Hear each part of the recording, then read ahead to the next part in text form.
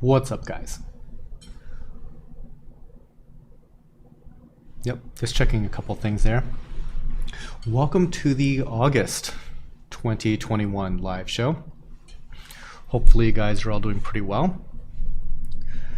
We are, like usual, starting pretty early. Gives me at least a little bit of time to do a sound check, make sure everything is working on the technical end of things. So if you could, y'all, please let me know if you can hear me okay.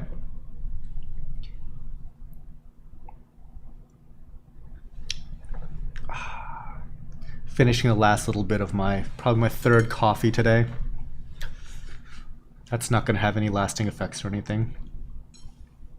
So what is up? Yeah, I'm going formal today. Got a funny little formal story as well.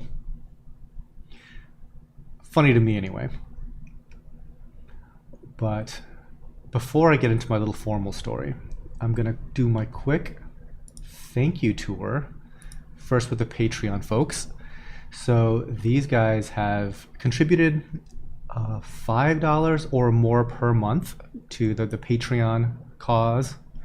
So thanks very much to Bill Russell, Brandy Camp, Christopher Frame, Harkins, Jeremy Altman, Alan Jackson, Allura, oh my gosh, this last name, Balergion, Chuck Admire, Don Bowman, Ernie Wallace, Gene A. Van Vorst, Greg Zimmerman, Keith Singer, Kevin Cortez, Kyle Jameson, Lisa Clow, Puddle Aquatics, Rebecca Hall, Reef Infidel, Rigoberto Rodriguez III, Santa Nomine, Scotty D, Skylar Korn, Sue Hemmons, The Classroom Reef, Thomas Tarrant, Tim Garner, Trevor Joseph Overbeck, and that's it. And on the YouTube member side of the ledger, we have Jacob Richardson, Kev Andrews, Sarah Edwards, Jerry Albright, Justin Harden, Joseph Posada, Jeremy Place, 328 Reef, and 2 Please Coral Reefs. So thank you all so much. Looks like the sound is good. That's good. Farmed frags. Yes, this is black coffee. I do different things every now and again. We have a really nice coffee machine here, so I kind of get a little experimental at times. This has a little bit of sugar in it. Sometimes I do sugar, sometimes I don't.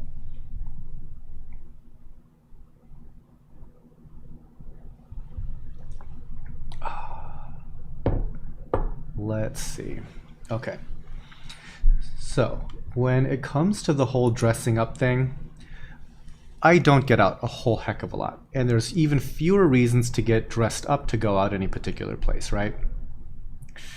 So in my inbox, I see this invitation to a black tie event coming up here in town. And it was for this National Association of like Marketing Executives, such and such, and it's their annual fundraiser / award ceremony.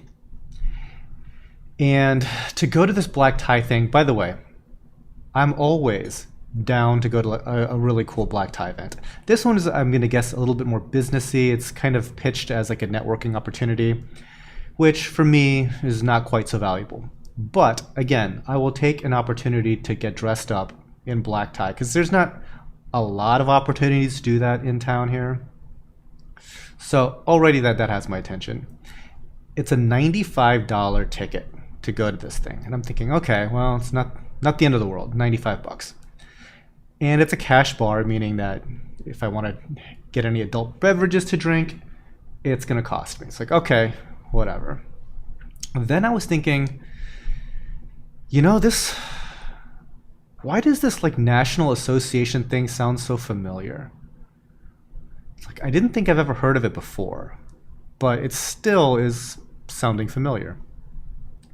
So then I kind of look back at my email, and there was an older email from this organization that had reached out to me about being one of the award recipients at this event. And I kind of dropped the ball or / blew them off. And I'm kind of regretting that now because it went from being an honoree at that show to me having to buy my own way in. So, moral of the story, check your email. Try not to blow too many people off, I guess. So anyway, that one might have cost me $100 if I decide to go. Anyway, that's my black tie first world problem story. But at least I get to dress up for you guys. This isn't exactly black tie, but you know,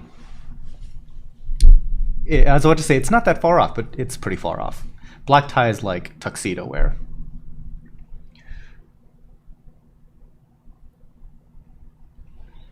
So anyway, we're about 4 minutes away from the actual choral portion of the show starting. Let's see what chat has to offer.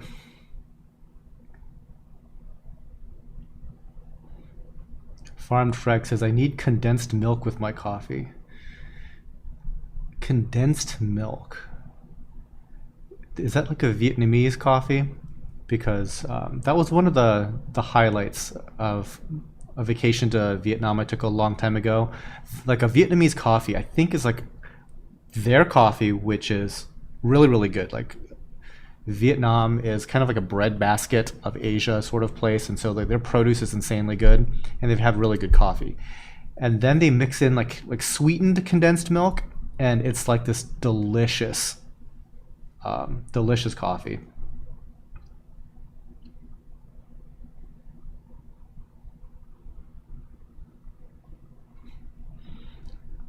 Okay, MK. Just wanted to drop in and say thank you. The black frag plugs you've switched to are great. Thanks. We have 3 different black frag plugs that we're kind of going through right now. I wonder if you got the 3D printed ones. Yeah. Those are pretty good. We're still debating on trying to find the best ones. And right now there is no best black frag plug that we found just yet. So we're still dabbling, I guess. We're in that phase. Yep, Vietnamese coffee. Mm-hmm.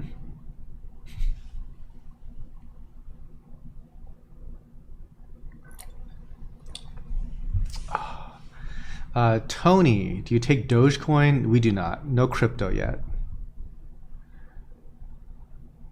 At one time we were thinking about taking Bitcoin, and we never followed through on that.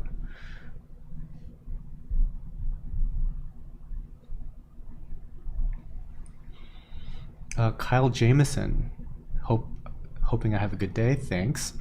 Are you still using any of the Amazon T5 fixtures in the greenhouse? Yes, we are.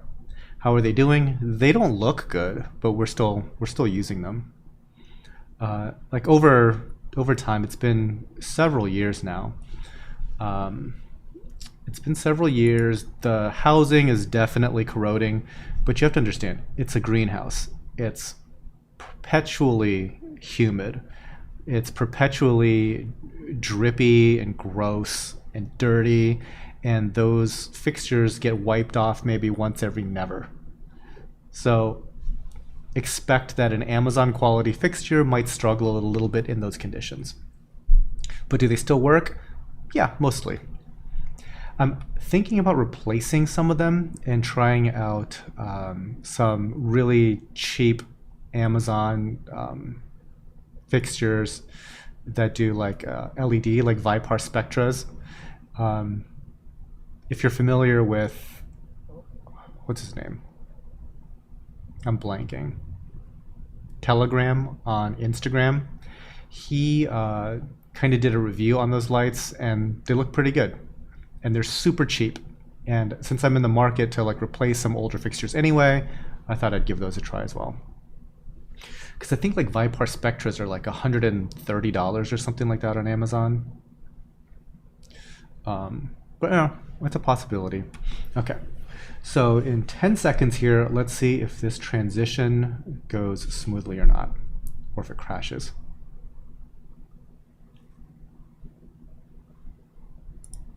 And we're go. All right.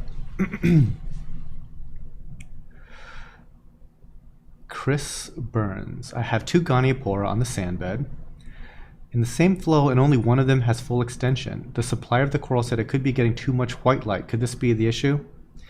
If you have 2 corals, well, so Goniopora can react really differently from one another. If they're too close to one another, they could also be fighting. There's a lot of stuff that could be going on there. Kind of tough to say. Get too much white light, probably not the issue. There could be a myriad of other issues, but that probably wouldn't make my top 10 things. Peter T. Speaking of black tie, I went to my first wedding this year and had to break out the 3-piece. Nice. Nice. You know what's really funny is when it comes to formal wear and occasion, there's such a huge disconnect between like style guys that are really into that culture and just everyday Joe walking down the street. Because it's funny because, for example, a wedding is a formal event. And there's like a specific level of formality. Let's say, just say in the shoes, right? You should be wearing black cap-toe Oxfords, all right? As just like a level of formality thing. But, I mean, people get married in way less formal stuff, right? But it's funny to hear like the style YouTubers kind of like reminisce about the time that they showed up to a wedding wearing brown shoes and they felt like they were so disrespectful to their friend. And it's like their friend probably got married in a blue suit with brown Oxfords or something. It's funny. I don't know why I thought of that. Oh, because Peter T had to break out a 3-piece suit. That's why.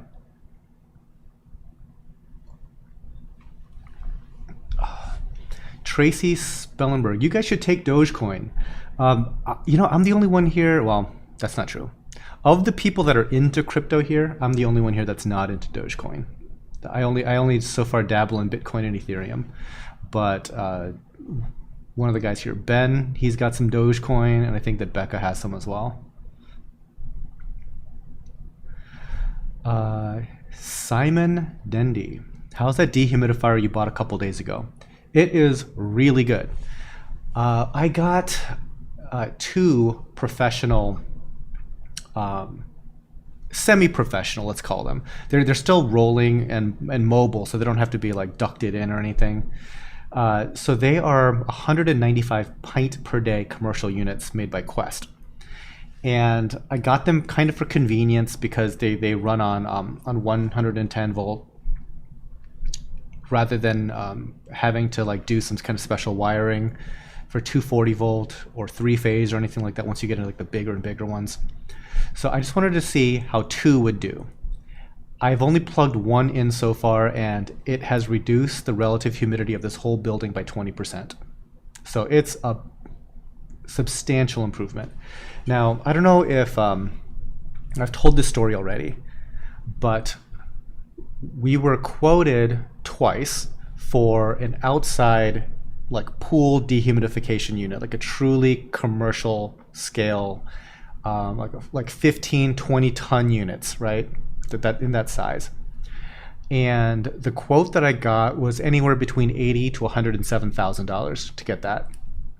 And I'm like, can we not do that and see if this $4,000 unit will work? So we ended up buying the 2 $4,000 units. Fast forward to yesterday, I was visiting one other coral farm place, really big place, to give you an idea of what I'm talking about. So I have a general idea of how much one of these outside units cost, right? Because I just got it quoted. It's between 80 to 107. This place had 12 of those installed on the outside of their building. 12. So I don't know if it's exactly the same product, but if it's in the general ballpark, that might be $1 million in HVAC. Yeah. Yeah, people think that Tidal Gardens is really big. There are places out there that are substantially bigger, let's just say. All right, coffee's done.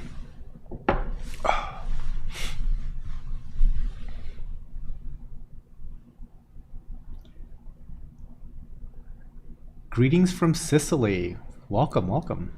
I think that's the first one from Sicily that we've gotten. Vipar Spectra LEDs are great at coloring up corals. Good. I think these days, for the most part, anything that's remotely good is going to be able to keep corals pretty well.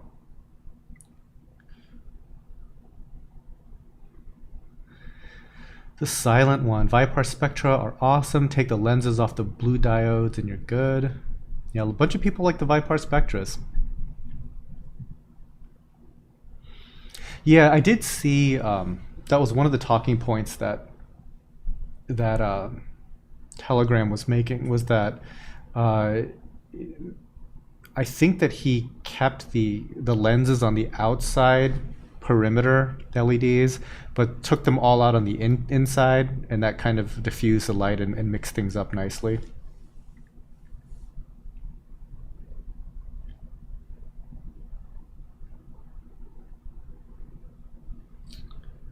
A lot of other folks liking the Vipars. Okay.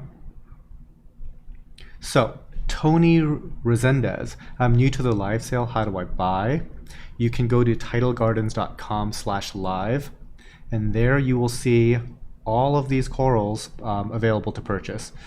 One suggestion I would say is to check out that FAQ. That kind of goes over more or less what I'm about to repeat here, but it goes over like shipping and to make sure to place multiple orders if necessary, because putting stuff into your shopping cart and waiting 3 hours and then trying to check out, that's going to go poorly for you, because putting it into your shopping cart does not reserve the coral for you. You have to finish the checkout process to actually get the coral. And that might get whittled away during the show. The silent one. We use Quest in the cannabis world. They are great dehumidifiers. Yeah, Quest is like, they're very focused on the growing space, and yeah, the only problem that I have with it is that it's loud. And I was thinking about ducting the unit so that I would kind of like disperse some of that noise. But what we came up with was, instead of ducting it, we'll just run them at night when nobody's here, and then I don't have to worry about it. So that's a much less permanent, much less expensive option. Just run it at night. Because so when I walk in the morning, we're still looking at about 50-something% relative humidity rather than 80-something% relative humidity. So I'll take it. And like I said, we're only running one of the two units.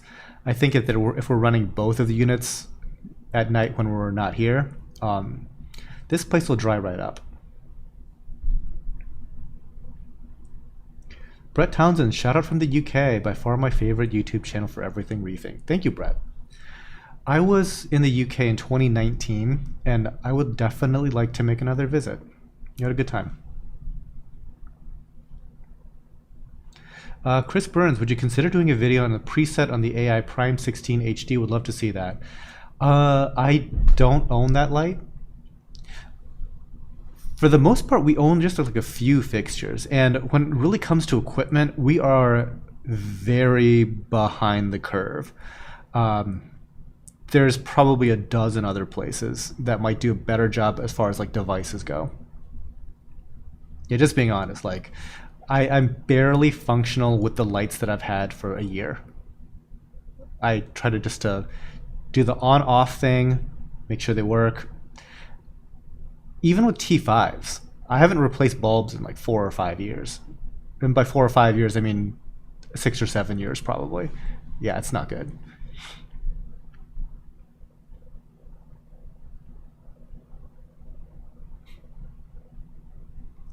Sizzle Iguana Click. That kind of ties in with what I asked last time about where you would classify your facility.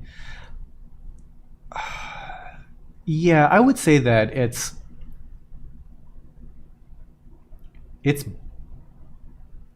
top 5% big, but at the same time, like the places that are really big are really, really big.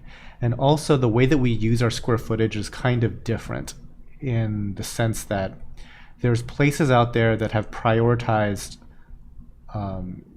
maximum growing capacity, whereas I'm maximizing labor efficiency here, I would say. So a lot of what we do here is meant to be like kind of cushy when it comes to the people that work here. Because we have like oversized like walkways, things of that sort. And the fit and finish of things that people handle on a daily basis here is, for lack of a better word, completely over the top opulent. For example, we're putting together a packing station that would rival most people's like home kitchens. It's insane. And it's because packing takes probably a good half the day sometimes.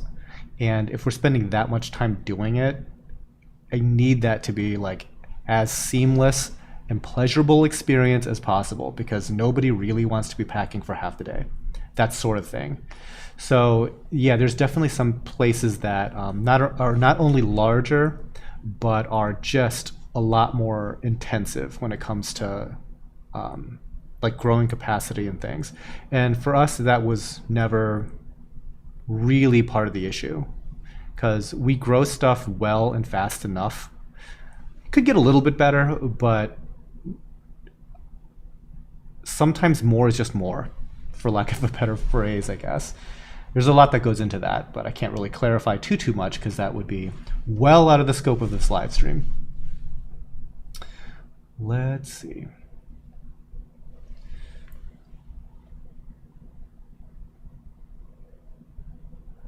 Let's see. Dan Marklew, hi from the UK.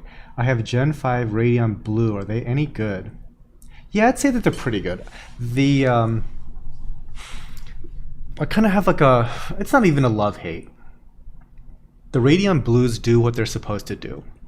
They are maximizing as much blue light as possible. So, for example, when you compare that to a Radeon Pro, what a lot of people want to do is they want to run their lights a lot more blue in general. And what that does is you're basically not using half the fixture very much. So at most just a little, at 20% or less on most of the channels. And your blues are cranked up to 100%. So Ecotech made a fixture that's more blue. So you can just, when you crank up the blue channels, you're just getting a lot more of the fixture actually on. And they kind of did away with some of the warmer white light, and they toned down on the number of the greens and reds and stuff like that. So the lights that people who really like blue light were using very little of, they just cut those out altogether. The problem with that is, if you needed that light to be anything other than blue, it can't really get there. So for example, if I wanted a very like 10K look, it's not gonna look 10K. It's gonna look kind of blue. Or it's gonna look like 10K, but it's gonna be too dim to really do anything with. And that really rears its ugly head come photography time, because it's just not bright enough in anything that's not blue, because most of that fixture is now blue LED. So it's give and take. Do you want it to be blue all the time and you're not worried about photography? Cool, that's your fixture. But if you do need it to have some kind of other spectrum flexibility, it's not the greatest choice for you.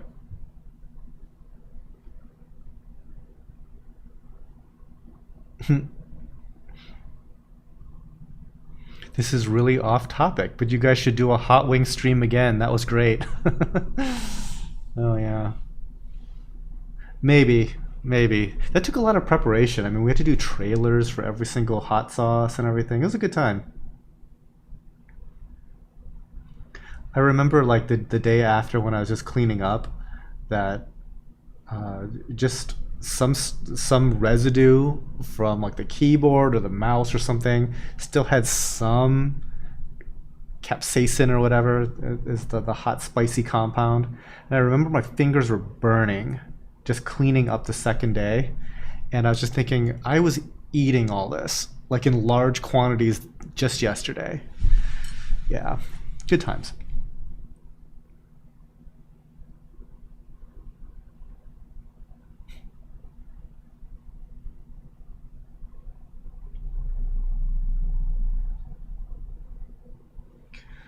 Tech HR. What pH and KH do you aim for in your growing facility? The KH, anything from like 9 to 10. pH, we still shoot for about 8.3. I know that a lot of folks have difficulty with the whole pH thing. I can pretty much say it's super easy to manage if you have a lot of fresh air. And in the greenhouse, it's basically an open structure, so it's always 8.3, no matter what. In this building, we kind of simulate fresh air by using air exchangers. I was hoping that air exchangers would suffice for all our heating and cooling needs, as well as dehumidification needs. No, not happening at all. But what they do is that they do a really good job of just bringing in fresh air constantly. And that helps with our pH. Kyle Jameson, do you usually have music playing while working there? No, we don't. Like, none at all.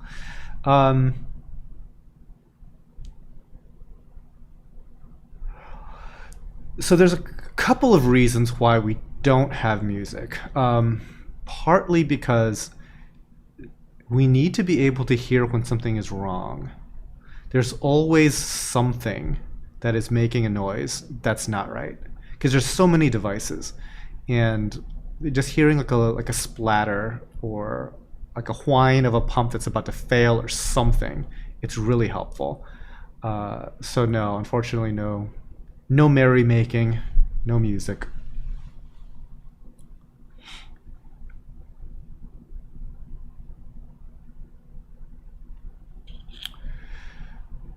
Let's see. Dafron, just getting into reefing, and you're in a very informative channel. Thank you. Thank you as well.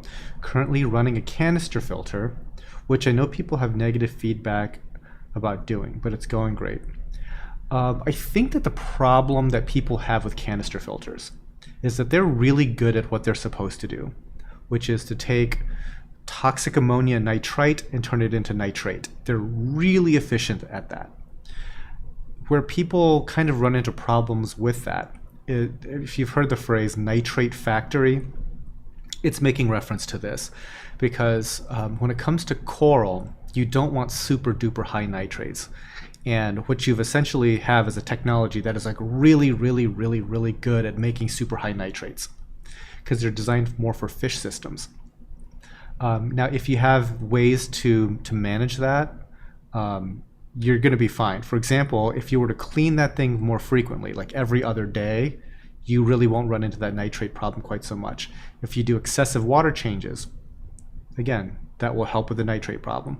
There's certainly ways to make it work, but I think that it might be a little bit more labor intensive long term to make it work. And that's generally why people don't use canister filters. But if you're also keeping some very hardy corals that kind of can thrive in higher nitrate, it could work. Mr. X, how much water change do you do? Quite a lot. So we have, we ship out a lot of coral. And although we ship out a lot of stuff in like 4-ounce containers, we oftentimes ship out stuff in bags as well. And when you multiply just that amount of salt water per bag, per cup, leaving on a daily basis, you're effectively removing possibly like 100 gallons a day. I mean, it could be, I haven't even done the math on it, but we fill boxes, like box after box after box, to the point that, just to give you an idea, we have to order multiple pallets of boxes, and we stagger the order such that at any given time there are unfulfilled orders that are in various stages of on their way to us by the time that we're placing other orders. So at any given time, we might have a dozen or more pallets of boxes in transit or on order coming to us. Not even that's at our facility, but that is just in the queue to come to us. So So imagine all of those boxes full of salt water leaving this place. So that in effect is kind of like a routine water change schedule, because that's just merely topping off our tanks with salt water. As far as like doing maintenance, we do a lot of like scraping and siphoning, that type of activity. And lately we've also done a thing where we do like a full tank breakdown and then restart it that same day. And so that is in effect another like small segmented water change. So we do a lot. How much per week? 1,000 gallons maybe? Tough to say, depends.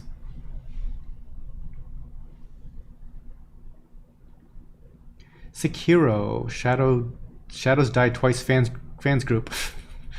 Long name. Hi Tidal Gardens. Your coral footage and video is amazing. Thank you. By the way, hi from Malaysia. Curious, do you send to Southeast Asia? Unfortunately, no. We only ship to the US. Let's see.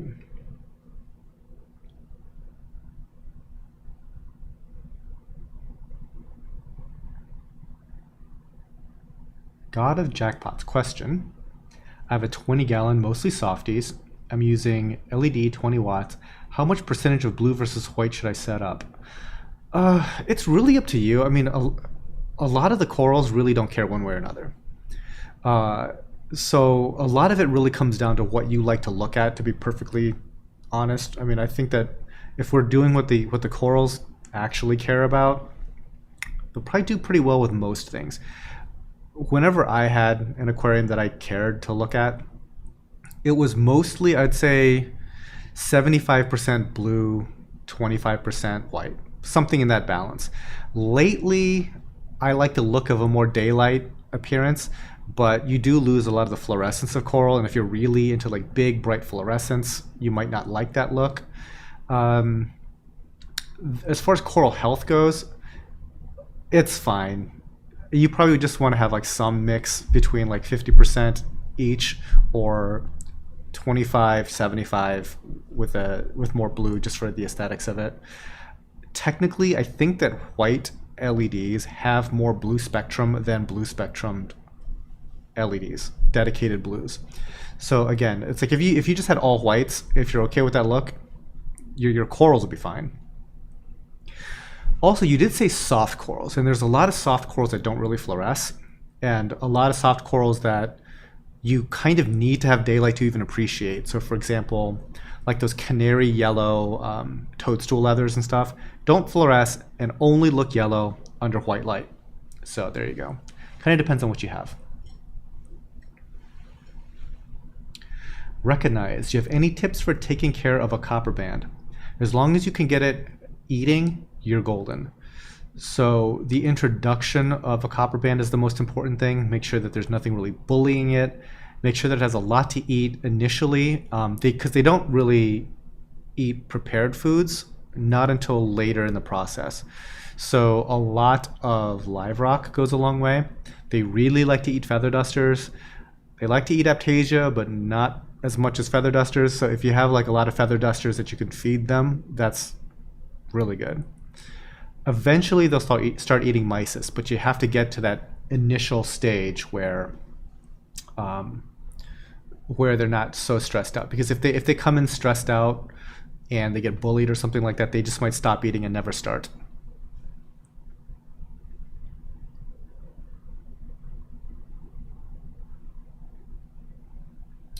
Okay, James Crudup. If you had to pick between the two for elemental nutrient export, would you go algae reactor or GFO and more frequent water changes? I would just go for water changes, period. I'm a huge advocate of water changes. It's by far the easiest thing to do, and over time, very inexpensive. It does a whole lot of other beneficial things. I mean, anecdotally, they're wonderful. And it's also like one less piece of equipment that could go wrong. So yeah, water changes. Let's see, Clear Water or any other brand algae scrubbers, are they better than a refugium? Currently run a refugium and Chaeto grows like crazy. Tired of the detritus collecting though. May switch. Thoughts? Okay, so I haven't really used any of those types of algae scrubbers. I know people do like them. One thing that I would say, I would argue in favor of an algae scrubber versus a refugium is that long term, a refugium could be the source of persistent pest problems because the very nature of refugium is that you're providing an area where stuff doesn't get predated upon by whatever's in your tank, whether that be algae that isn't going to get eaten by your fox face, or whether it's like some creepy crawlies that aren't going to immediately get sniped by a mandarin or a wrasse or some damsels. The problem is there are certain pests that those fish were taking care of, and now they are possibly growing unchecked in a refugium. So for example, if you have some like nuisance-y type flatworm, just like the ones on the glass. I'm not even talking about the ones that are like eating your corals or anything like that. Nothing crazy. Let's just say, yeah, they're just on the glass. They're going to make it down into your refugium, and there they will just be living the happiest of lives. So that can be a problem. Also, it is a matter of time before you get aptasia. Like, welcome to the hobby. You're going to get aptasia.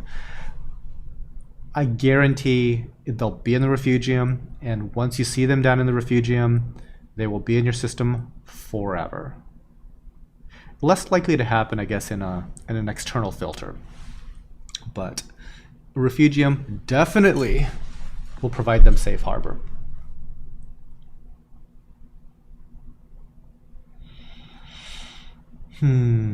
Suve porridge, your water bill must cost a lot, huh? Funny, it costs basically zero. I'm lucky. There's plenty of places that have to spend a fortune on water. I am not one of them. For two reasons. One is we have a well here. This property has a well. But as far as our aquariums are concerned, this place collects rainwater, and we're even expanding our rainwater collection capacity. Right now, we're able to collect and store 10,000 gallons at a time, but we're going to be doubling that to 20,000 gallons. Possibly this year, we'll see. So all of our RO at this facility is made by rainwater collection.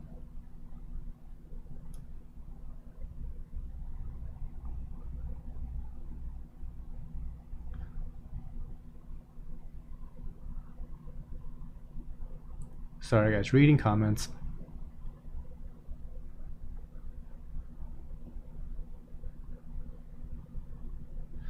Lincoln Towns, any tips on keeping Recordia? I have one that I can't make happy. Kind of depends.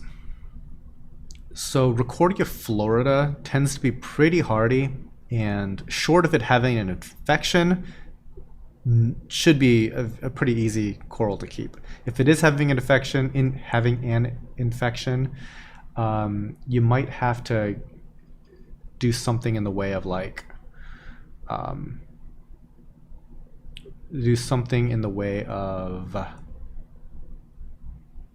like an iodine dip, some kind of prophylactic in that way. But it could be a Yuma, and if it's a Recordia Yuma, those can be quite a little bit, a lot more sensitive. And certain color morphs of them are like really, really sensitive.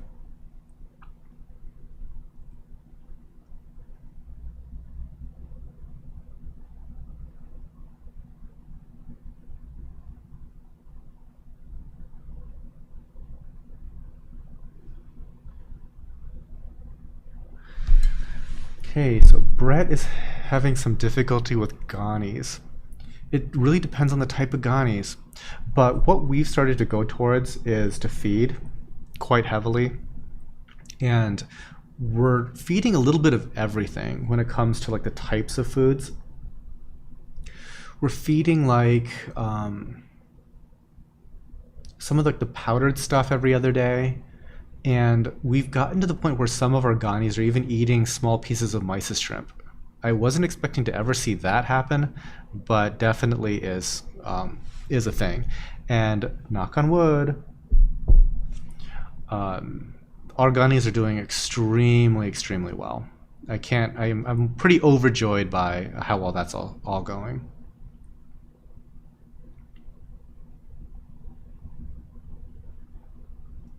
So I have an eagle eye colony that's somewhere around 100 polyps.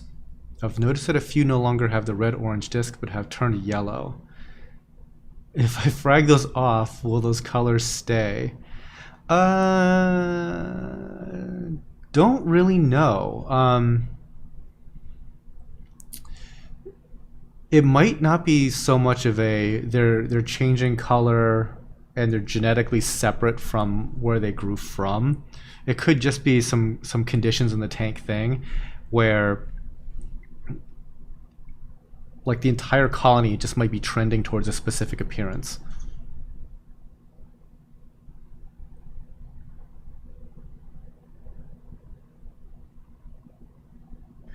Recognize some states tax you for rainwater collection. Yeah, this one doesn't, but they didn't make it super easy for me to do rainwater collection either. I think that, well, there's like a whole bunch of political reasons why this particular health department was being so stubborn. It was almost like there was so much political nonsense going on at the state level here that some of these officials had just like mentally checked out, where like if it's not in the books, or everything has to be done by the books. We don't care what the books say. It just has to be done by the books because I'm not sticking my neck out for any reason. I'm just doing my job. That's it. And this isn't happening or whatever. So actually, you know what? I'll tell you the story.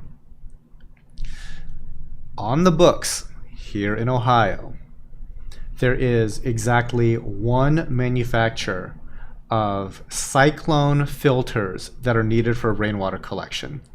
So the rainwater hits the roof, goes down the downspouts. The downspouts come together and have to go through a cyclone filter that separates all the leaves and pollen and whatever else and discharges that on this direction, and then the clean skimmed water essentially through the cyclone filter goes to your collection cistern. Okay, this cyclone filter, they have approved only one manufacturer for this cyclone filter. Following so far? Well, that manufacturer went out of business. Okay, where are we now? Like, clearly we are allowed to collect rainwater, right? But the only place that is approved to do the filtering is gone. So other counties in Ohio, they're like, okay, well, there's like these way better ones made in Germany, and we're gonna not temporarily, but just have a little concession to approve those will work as well because they're 10 times better than the ones that went out of business. Well, in my county, this guy is like, not on the books. If it's not on the books, take it up with the state legislature. It's not on the books. I'm just following orders. This is what the books say. This is all we can do. And so, yeah, I had to fight that whole fight just to get the German one into the ground here and collecting rainwater. So, no, I'm not getting taxed on it, but no, it's not exactly that simple either. There's just bureaucracy and just fear. Fear of losing one's job, I guess. Anyway. But I have it. It's over with. Oceanographic. Have you figured out how to get the Meltdown Favia to grow faster? I bought mine while I was back. I can't read. I bought mine while back from Tidal Gardens. I love it, but it grows so slow. I feed it 3 times a week too. Yeah, they grow really, really, really slow. You're doing the right thing. Just keep it fed. That's really the only way that you're going to have success with that. It's going to be feeding it constantly.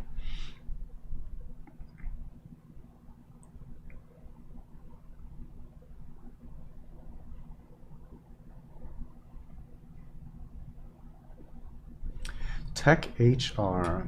Any advice on coral types that would not work or hard to keep alive in a mixed reef tank? Working on a stock list for my new tank, looking for nice LPS SPS mix. That would not work.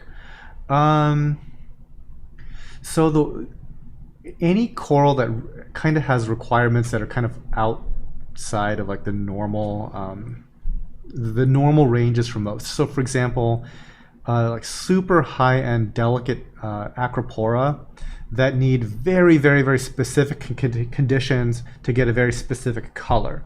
For example, like acropora tenuises are going to be a huge source of dissatisfaction because they need such specific parameters, such specific lighting, that if they don't get that, they're not a very attractive coral. It's going to look like a tan blob of branching coral and not that $500 per inch stuff that you initially bought into, right?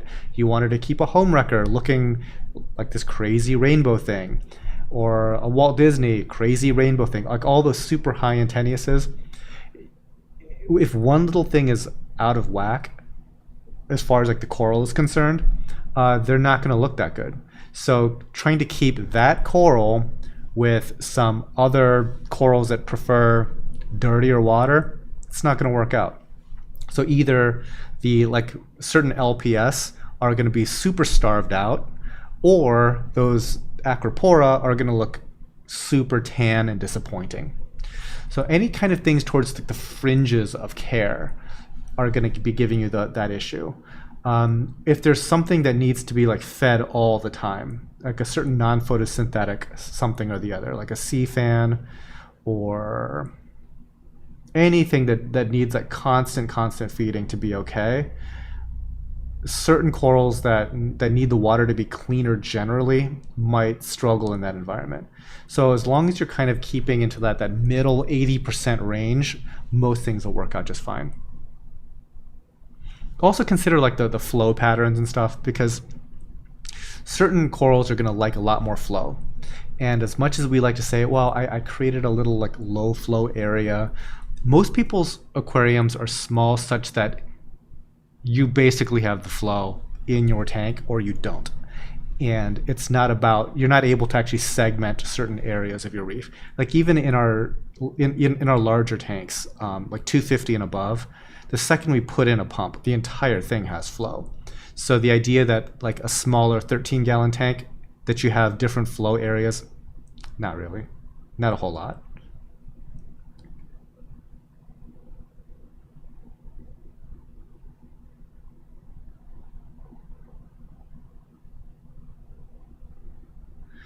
Benjamin, what's one homemade rig solution that really impressed you?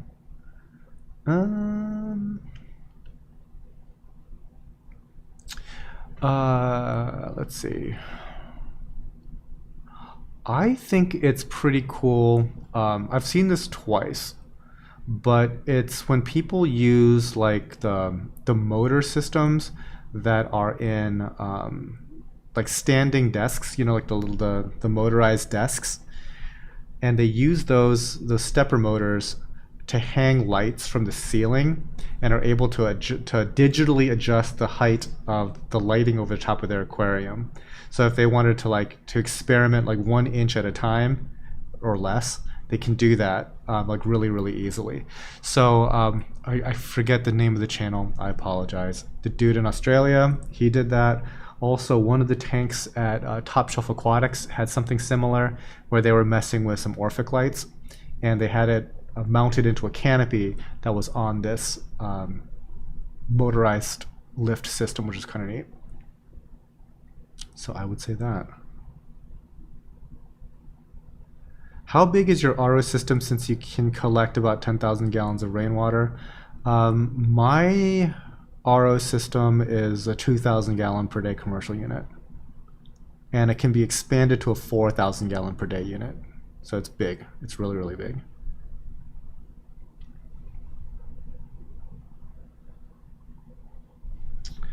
Let's see. Ted, where do you get your anemones? We get them from all over, I would say. Depends on which anemones we're talking about. But let's see. Bubble tips, generally speaking, we get them farmed by somebody locally. Depends on which kind as to where we get them. But yeah, pretty much like that stuff is like never wild. When it comes to like flower anemones, those are collected from Florida. We no longer get mini maxis from Vietnam. We're pretty much just holding on to the ones that we have. And that's about it.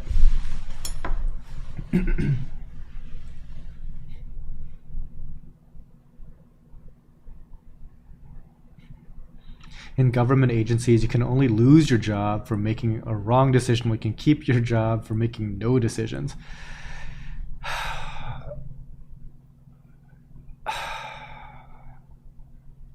I don't know. Government could definitely be better. But I could totally imagine it be like a soul-sucking experience too, if like the bureaucracy above your head is just stifling. And from what I heard, because it's like I did not have the greatest experience with that particular officer, right? And one of my plumbers is very connected into state government to the point where like he helps write legislation and stuff. And I was like, yeah, this dude named, blank. It's like, I don't like this guy. And he's like, it's not exactly that guy's fault, because at least he knows what he's talking about. But he's got two bosses that not only don't know what they're talking about, but are like absolutely toxic. And so he's just mentally checked out, and it's just like, it's on the books or not on the books. That's all I can do, because these two bosses above me are total knuckleheads and are probably like insane sociopaths or something. But yeah, it's like this guy's got two horrendous bosses, and that's why he's horrendous. I'm like, okay, I still don't like that guy. But that was what I heard. Parker's, okay. Shout out to Parker's. I forgot. It's old age settling in, but yeah, he's got a cool tank. I like it. I haven't seen any updates recently, but I did like his tank.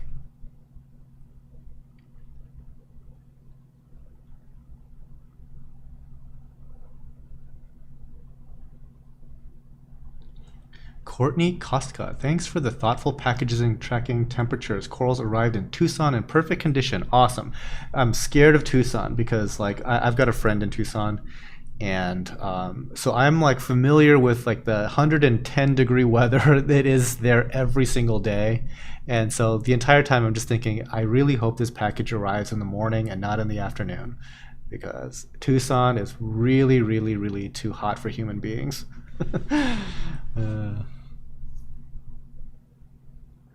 You know what's really funny? This is how like creepy the internet is. I was just talking about those standing desk things, right? And I was just like looking at my little email client, and I got an email immediately from like Uplift Desks saying, "Hey, we noticed that you're interested in desks. Here's a coupon." Yeah, great. Benjamin, 4.99 super chat. You know what, Benjamin? I know you put that super chat in like a while ago. Thank you so much. For some reason, my brain just like skimmed right past that for some reason. So thank you. I did see it. Keep it up. Ian Wesley, state employee here, and I can attest that it can be soul crushing at times, but occasionally you get to do some good. I used to work at a university, like a state university, and so I've seen firsthand how like it's kind of dumb. It's kind of dumb sometimes. I could totally see it. Harkins, welcome. Hello. Sorry, late to the game. No worries. No worries. Do softies need more blue or white spectrum? Older reefers used to run heavy whites, but these days blue trend. Would also recommend AI or Kessel. Honestly, I really haven't used AI in a really long time. I mean, like a really, really long time. We're talking over a decade. And Kessel, we use Kessels for like I haven't used a Kessel over an aquarium ever. I use it at our frag stations, and I use it as a supplemental light for photography. Or me, Becca uses it to have some supplemental. From everything I've heard, both fixtures should do you just fine. Yeah, shipping, knock on wood, has gone pretty well for the most part. There's occasionally like a UPS weird delay or something, but so far so good. Fingers crossed. It's always a worrisome thing, just because as soon as it's out of our hands, it's like hopefully UPS does their part of it. But as soon as like we pack our stuff, I feel confident in our packing, but it's just that delivery component where it's like hope for the best. And it's been crazy hot. Like this summer has been really hot. I mean, it's hot right now. I woke up this morning, it was kind of chilly, and by 10 a.m. it was like 90 degrees. And for all you guys in the South, 90 degrees in Ohio is miserable.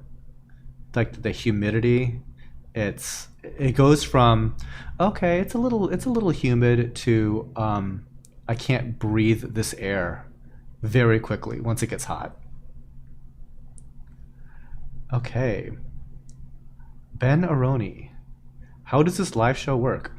So, in order to make purchases, you will go to tidalgardens.com/live, and best thing to do is probably just check out the FAQ that's there.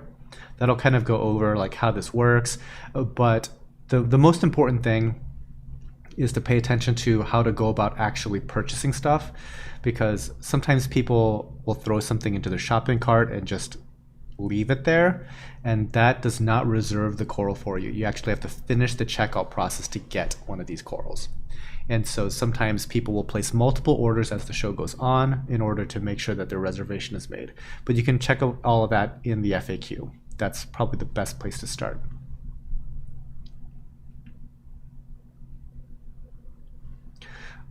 Let's see. Bluffin' Muffin. I remember when I ordered back in May and UPS delivered later than usual. Everybody was fine though. We try to do a little bit extra when it comes to packaging so that it can survive a delay. Worst thing I've ever heard was when something was supposed to be delivered on Friday and it was delivered on Monday, and some stuff still did survive that even, but that is very unexpected. And the lucky thing for us is that the volume of stuff that we send out makes us a very prized customer at UPS. So, and we are also very fortunate to have a very good UPS rep, and he will do whatever it takes to make stuff right. It's great. Our driver even understands. Like, so when our driver, when he goes on vacation, he's like telling the people at the office, he's like, listen, okay, you cannot screw up this pickup. Okay, they ship every day. Like, I don't care what the system says that they didn't ask for a pickup that day. No, you show up. Do not screw this up.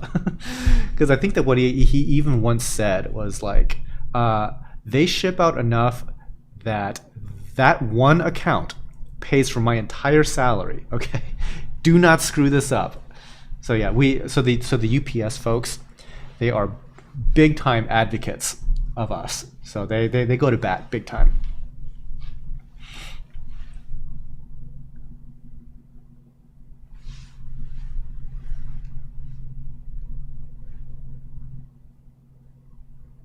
Let's see. Thank you, Diacanthus, for posting some of the infos for the folks that might not be familiar with how this all works.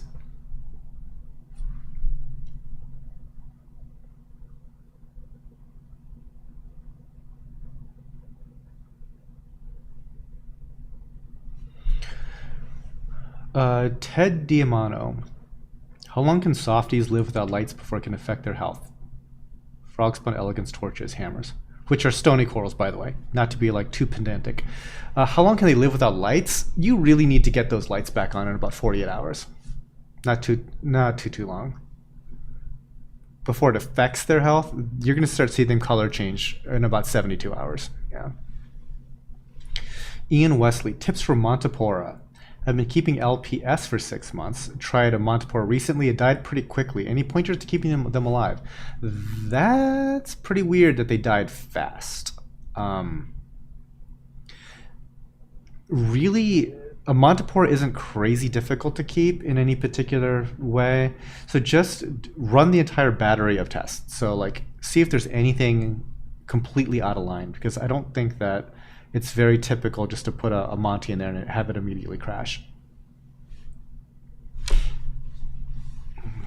Okay. Yeah, because like whatever you're keeping your LPS in, a Monty should more or less be okay in that as well. Now, if it died quickly, I guess it's possible that it might have just gotten overexposed to light. If sometimes people, like in their first experience with SPS, they're like, I heard that SPS need a lot of light. So as soon as it goes into their tank, they're blasting with a lot of light. And that will kill plenty of corals. You still want to acclimate even light-loving corals slowly to your tank. Brandon Graff, what is the coral symbol with a counter in the left corner? So that guy is showing the color temperature difference. So it's a very subtle change, but at the start of the timer, that's on the bottom left, that will be a yellower image than something towards the end of that cycle. So right now, this is kind of showing what this coral looks like under daylight coloration, and it's a very subtle change. So it almost like it's nearly undetectable until you like scrub back and play the clip at like 2x or 4x speed or whatever you can to see just how the lighting changes from like a more daylight color to a more blue color. But that's what that's illustrating. So it goes from like, I don't know, like a 7,500 Kelvin to a 20,000 Kelvin. Yeah. And is it exactly what that's going to look like in your tank? No, but at least it'll give you an idea. It'll show like some of the different types of fluorescence, this, that, and the other thing. But like somewhere in the middle of that time frame, right around the 15-second mark, is where most people are going to be seeing this coral.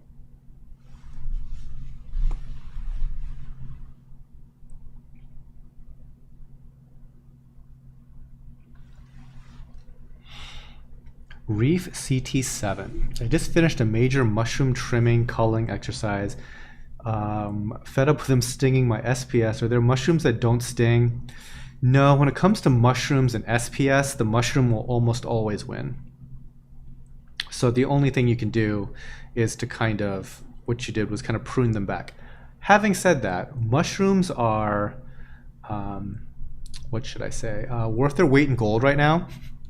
So if you have a ton of mushrooms, perhaps consider trading it into like a local fish store that you like, that'll give you some credit.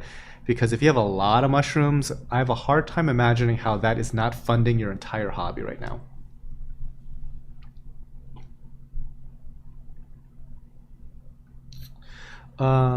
Let's see.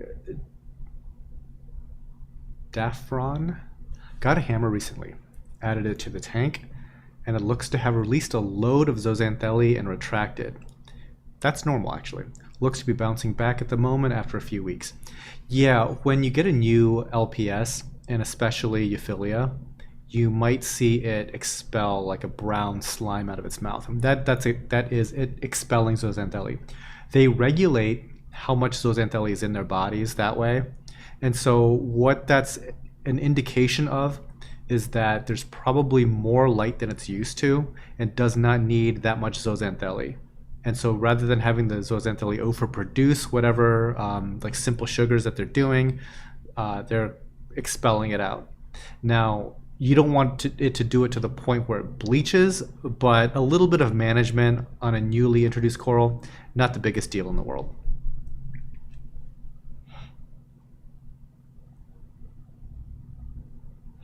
This particular edit of my live sale is like behaving really strangely with like its transition to like fade to black and stuff. So I don't know what to make of it. Because it goes all the way to black for a split second, and I'm like, I wonder what's going on there. I honestly don't know.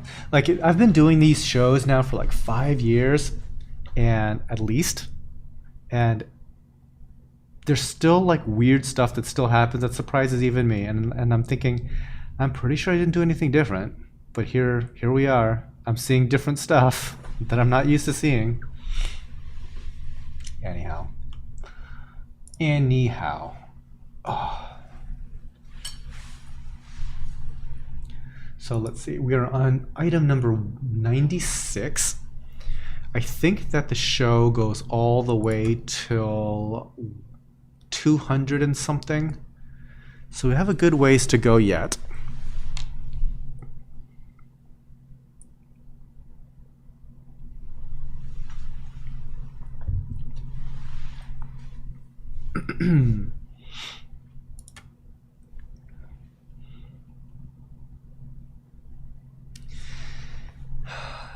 Yeah, the humidity. So Vegeta DT is saying in Wisconsin, yeah, humidity is awful.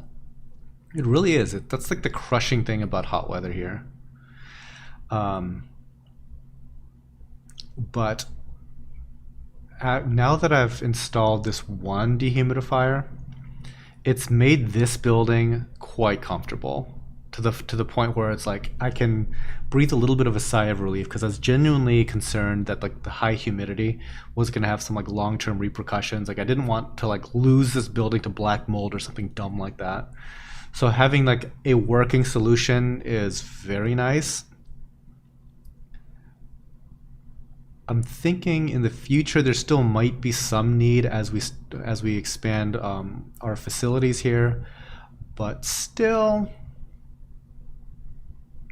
if we have like in the like 50% ish relative humidity, I'm good.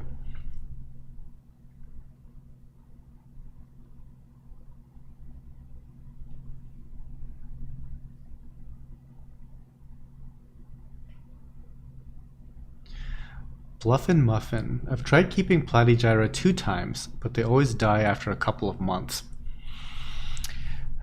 This is something that I've kind of come to realize here. A lot of corals really do benefit from feeding. And when in doubt, I'm now on team stuff their faces more than worrying about like excess nutrients. I used to be a little bit more concerned about like making sure that like phosphates and nitrates weren't too high, but nowadays, if you take the time to target feed corals, the uneaten food aspects of it really aren't as big of a risk, I would say. So if you take the time to to turn off the flow, so there's like absolute dead still water, and spot feed corals, I think you can feed a heck of a lot more with less risk of that food polluting. And generally speaking, the corals that get fed a ton of food do really, really well. So if you're struggling with something like a platygyras you can feed quite a lot. And if it could be like a 3 times a week thing, Monday, Wednesday, Friday, just, yeah, stuff their faces.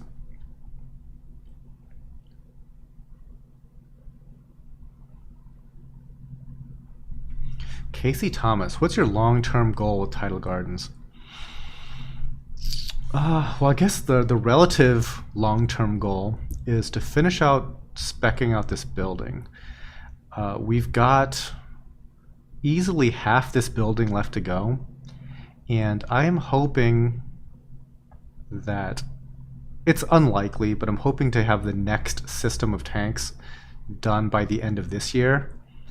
There's long lead times for everything, and then there's complications on top of that. I will be lucky to actually have aquariums in my possession before the end of the year.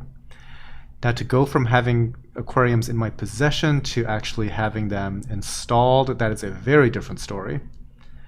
because this particular system is going to require some crafty plumbing. But the idea is to have that all done hopefully first quarter of 2022 next year. So that's fairly long term. But once that system is up and running, fully cycled, that's going to be wonderful, because that's going to be a part of our the system that's right by the new shipping station. And just to have all of that consolidated in one spot here is going to be such a big time game changer when it comes time to like do show setup, whether it's like this YouTube show, whether it's the one on Reef to Reef, whether it's our flash sales, which we haven't done in a while, and just like having stuff on our website in a regularly organized, timely place. It's and right by where we do our packing. Big difference. So that's kind of like what I'm most preoccupied with there.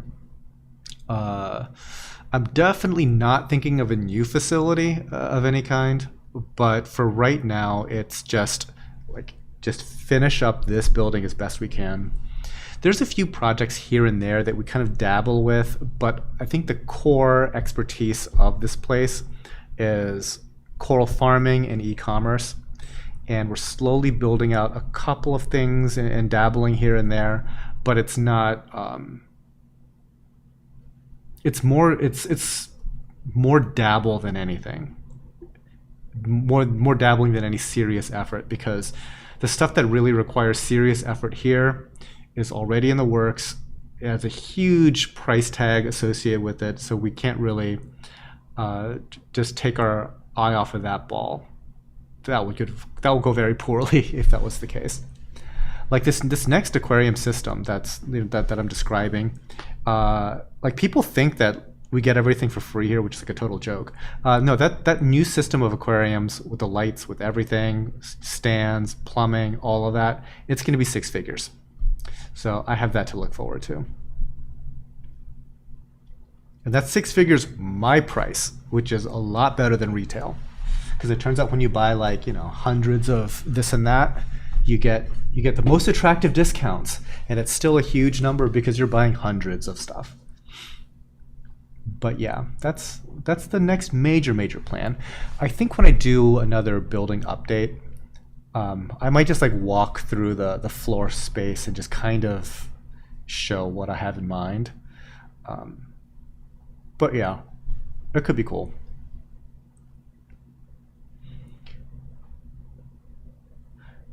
Okay, Harkins, are you running ERVs or HRVs in the building? I think what we have are HRVs here. And from what I understand, the difference being is that the ERV versus HRV is that the ERV transfers humidity where the HRV does not.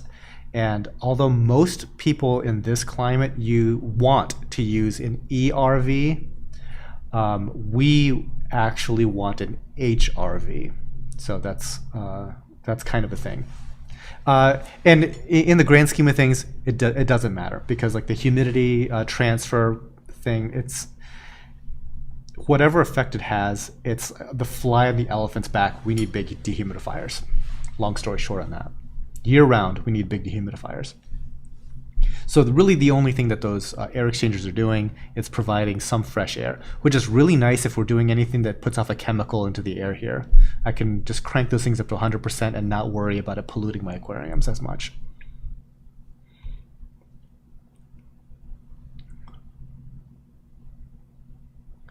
Mr. Best Shot 33, how many different corals do you think you have in your grow out collection?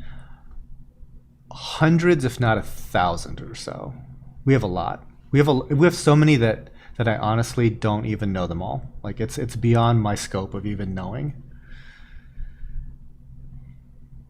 Sammy 31D hung some Neptune skies. Pretty stoked with the look so far.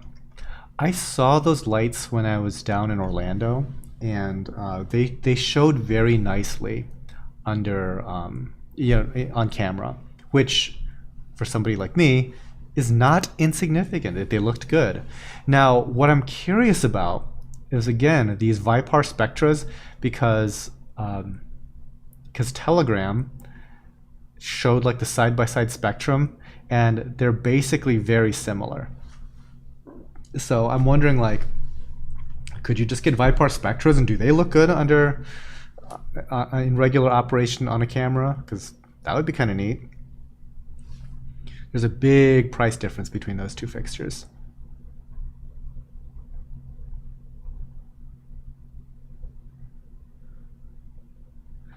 So RR, average size of frags on the live sale. Give or take an inch or more. If you are able to see a frag plug, that frag plug diameter is a little over an inch. I think it's like 1 1/8 or so. Yeah, so like for example, these stylos, you can't see the base, but those guys are in the ballpark of 1 inch, I would say.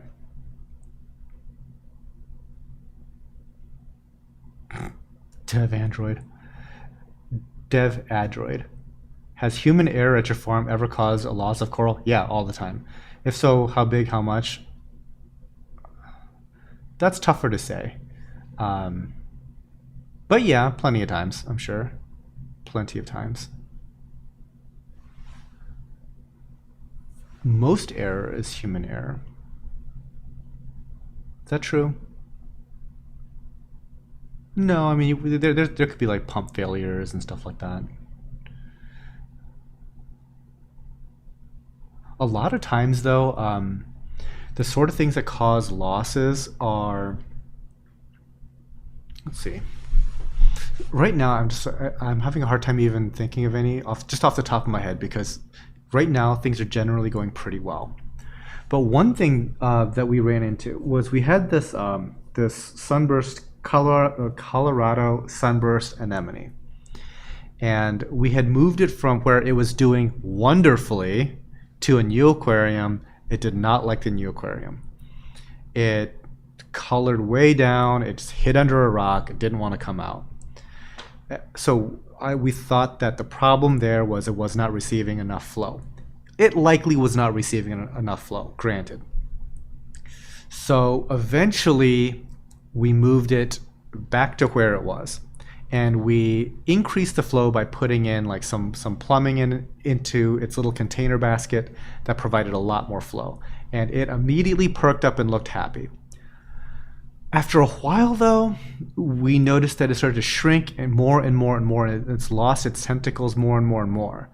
And we were unsure if it was a situation of it not getting enough light, if it wasn't getting enough flow still, or if it wasn't getting enough food, or if we were overfeeding it and it was rotting on the inside, or we didn't know.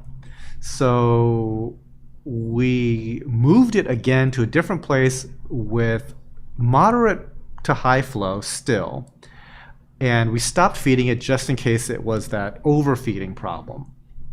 And then I read that if the anemones are losing their tentacles, that extension, it's because they're kind of consuming it for nutrient because they're actually starving. And so we went from this not enough flow situation to too much flow to the point that it wasn't able to eat enough. And so now today, I cut down the flow slightly and stuffed the heck out of them. And so even though these poor anemones basically didn't have any tentacles, they were able to grab and eat copious amounts of mysis shrimp within like 5-10 minutes of just like looking at it. So hopefully, fingers crossed, just like dumping in more food will get those guys to recover. Point being, sometimes when you're trying to make all these little adjustments, trying to like make this animal happy, you end up overshooting certain goals and making the animal unhappy once again for a different reason. So that's kind of an ongoing thing. It's to try to like find where everything is happy, and that's oftentimes a moving target, which can be difficult. And that's like an example with one of our anemones. We have hundreds of other bubble tip anemones here that are doing great. It's just this one in particular that I'm thinking about, and that's what also makes it more frustrating, is because you have success in other places with roughly the same thing, and it's like, why is it that these in particular are unhappy? And long story short with that is because they are in a slightly different condition. They are in slightly different areas of the tank and you try to do this other thing, providing more flow, any number of things. So it can be a process, but is that human error? I guess, but it's more like tinkering and overshooting like target parameters, I guess, and then kind of getting confused as to how you got there.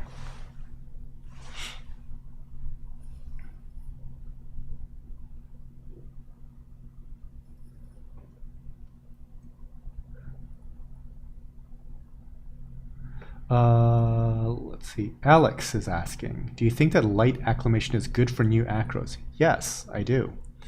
I think it is better to provide them with too little light, have them turn brown. By the way, for the folks out there that have never ordered acros before, they don't like stress, and shipping is one of the most stressful things that you can do to a coral. To the point that whenever I get a whole bunch of high-end acros from people, I fully expect to like open up these boxes to be all brown nonsense and just be like, well, that's not what the picture looked like. It probably was. And then as soon as it got into that box and put onto a truck and shipped overnight, it's going to be brown by the time it gets to you. It is that fast. And it might take months of acclimating to your system before they really start showing peak coloration once again. So with that in mind, yeah, take the time to slowly acclimate them, because they're going to be brown and disappointing anyway. So yeah, it's whenever it comes to really crazy like rainbow acrotenius and stuff, it is a process. It's a long process, and stability amongst all the other parameters is the most important. But that initial period, don't further complicate things by burning them out with too much light. Take the time to slowly ramp up their conditions, their lighting conditions, and then just leave them be, and focus on the macro environment, like making sure that all your chemical parameters are stable after that, because that's going to be your long-term success thing more than anything. So long story short on that, don't immediately kill your stuff with too much light, and just be super patient, because it's going to look gross for a good long time. Courtney, how's your dragon face pipefish doing? So adorable. Unfortunately, Courtney, they're long gone. Part of it was my fault. I don't exactly win Fish Dad of the Year for this, but one of them I think didn't make it because it was in a tank that had a pump that was too strong, and it might have gotten unlifed by that pump. Algae Warrior, how did you get that Koji Wada? That's on my coral bucket list. One of our suppliers just had it, and they might have gotten it from a hobbyist or something. Yeah, they just had it on their list and were like, yeah, give us one of those. And it turns out it's pretty cool. Yeah. Because that Koji Wada, I think that's really cool about it is it's like a non-photosynthetic Nephthia, except that from what I understand, it is photosynthetic. Weird. And we've had it now for months, and it's not dead. So that's also positive.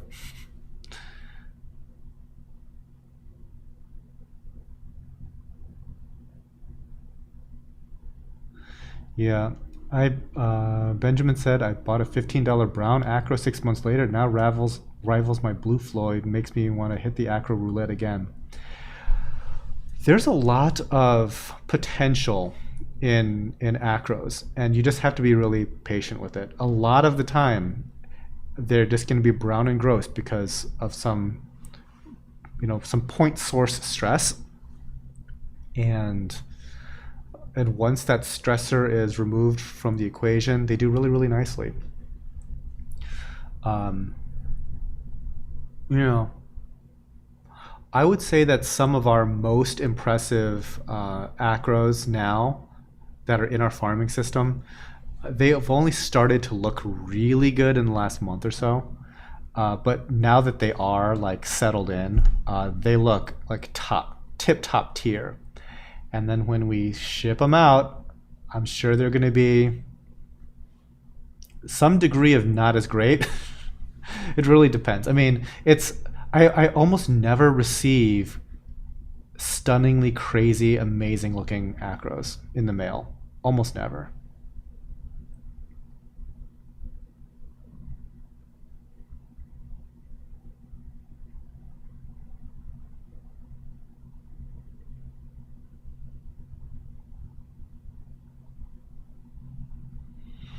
Sharon Romano, I have Orphic LEDs. Do corals generally like blue light or is ultraviolet light better? I have mostly LPS corals. You're going to get answers all over the map with that. I guess it just depends on specifically what coral you're talking about and specifically what colors that you're really looking to do, because there's plenty of corals that don't look like anything under blue light. I used this example earlier, but like the bright canary yellow toadstool leathers only look good in daylight. They look straight up bad under blue light. And there's plenty of those corals that really don't have any fluorescence. Basically, if a coral doesn't fluoresce, it's going to look way better in daylight. If the entire appeal of a coral is its fluorescence, like, again, those Acropora tenuises, an Acropora tenuis in daylight looks like garbage. Straight up looks like garbage. But all the ones that you see on Instagram are under the bluest of the bluest of the blue light with orange filters and everything to bring out the fluorescent colors to kind of nullify the fact that it's under the bluest of the bluest of the blue light. So it just depends. Leisure Lawns. How can I purchase coral? Go to the website. Correct. So thank you, Diacanthus. Just follow that link, tidalgardens.com/live, and check out the FAQ that's linked there. That'll kind of explain kind of like what all is going on. Pat Howell, is your store online purchases only? Yes. Right now, we're not having any local customers or anything like that. We used to be offering like appointment times, but lately not so much. Casey Thomas, tell the story behind the suits. How does this play into your reefing mindset? That's funny.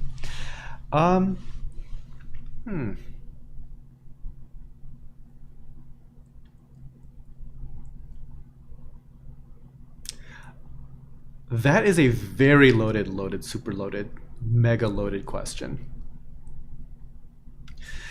I guess I'll entertain this one. So I've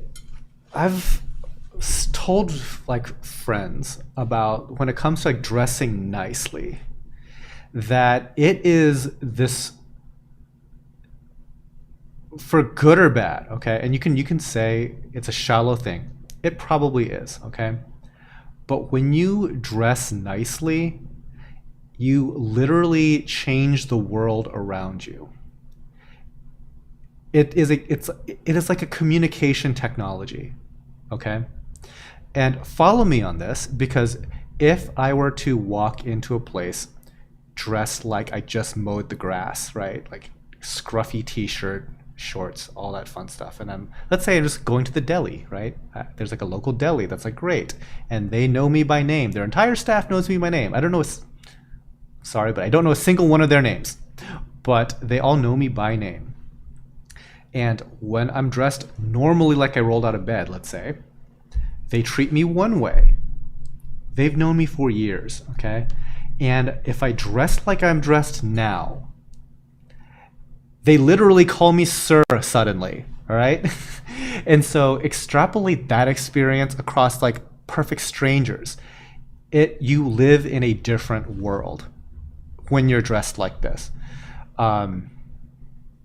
So way back in the day, well, no, I'm not gonna tell that story.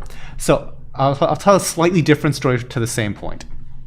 One of our family friends, we sometimes vacation with another family, like my dad's colleague from the university, and they have a daughter that is like a couple years younger than me, and she's very attractive.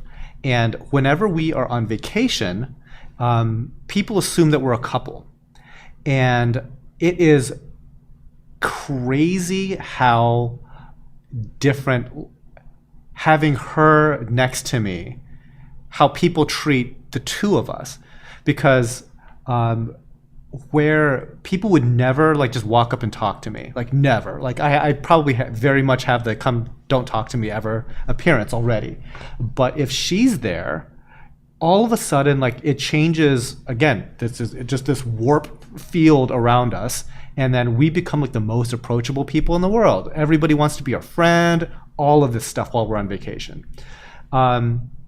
So how does that play into the reef aquarium stuff, okay?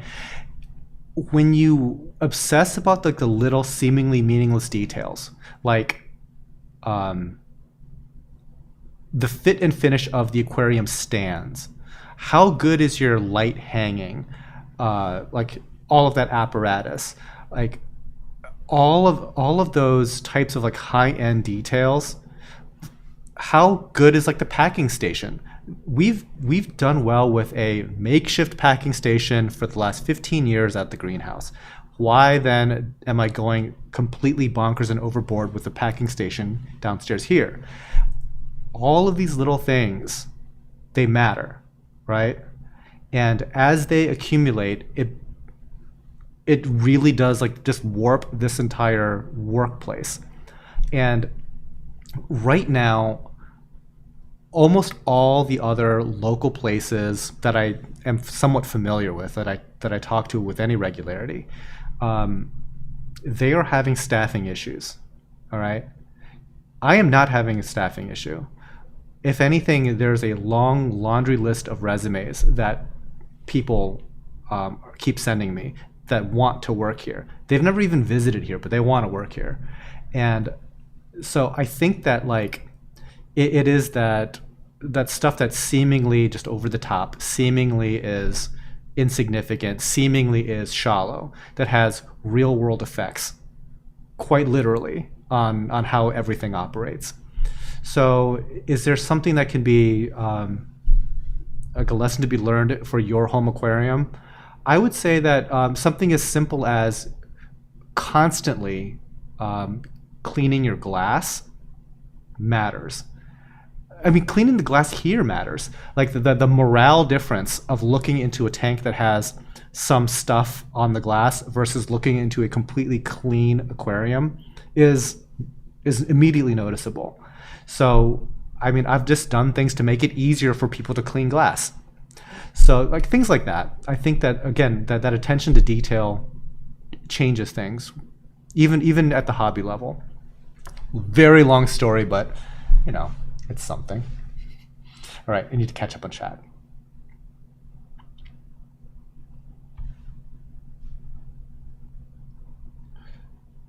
Okay. Bluffin' Muffin. How fast do the echinadas grow? Are we talking about like acan echinadas? If so, they are slow. Very slow. You can speed them up by feeding. Alex Suloweski. Can toadstool corals release chemicals? Are they safe to be near acros? Yeah, and also yeah. So the study, I think, when it comes to toadstools, is that they release compounds that inhibit the growth of nearby corals and stuff. But it was really, their toxicity was tested on fish, and I don't know how really practical it is when it comes to corals, because I've kept large leathers very close to SPS that were also growing just fine. Now, is that ideal? Probably not. But can you do it? Yeah.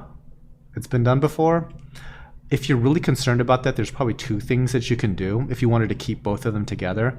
One is to run activated carbon, and the other is to run ozone, because both of those will serve to break down and remove a lot of those chemicals as they build up.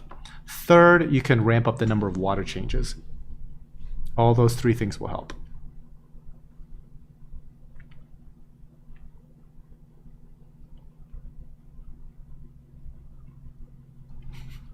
Tech Gear Talk, what is up? What is up, my friend? If you guys are sleeping on Tech Gear Talk, we have been friends for like a really long time, and I kind of encouraged him to start this whole YouTube journey, and his channel is blowing up. I think that he just crossed 300,000 subscribers, so congrats. And I think he's well on his way to 1 million. So if you guys are into the whole device and specifically Apple space, give him a look, give him a sub. But more importantly, give me a sub. I'm trying to get to 100,000 so I can get my stupid plaque and my stupid check mark and be done.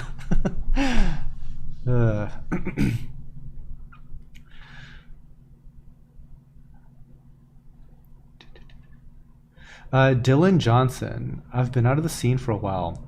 Were all these ACANs suddenly reclassified? I seem to remember Micromusa being slightly different.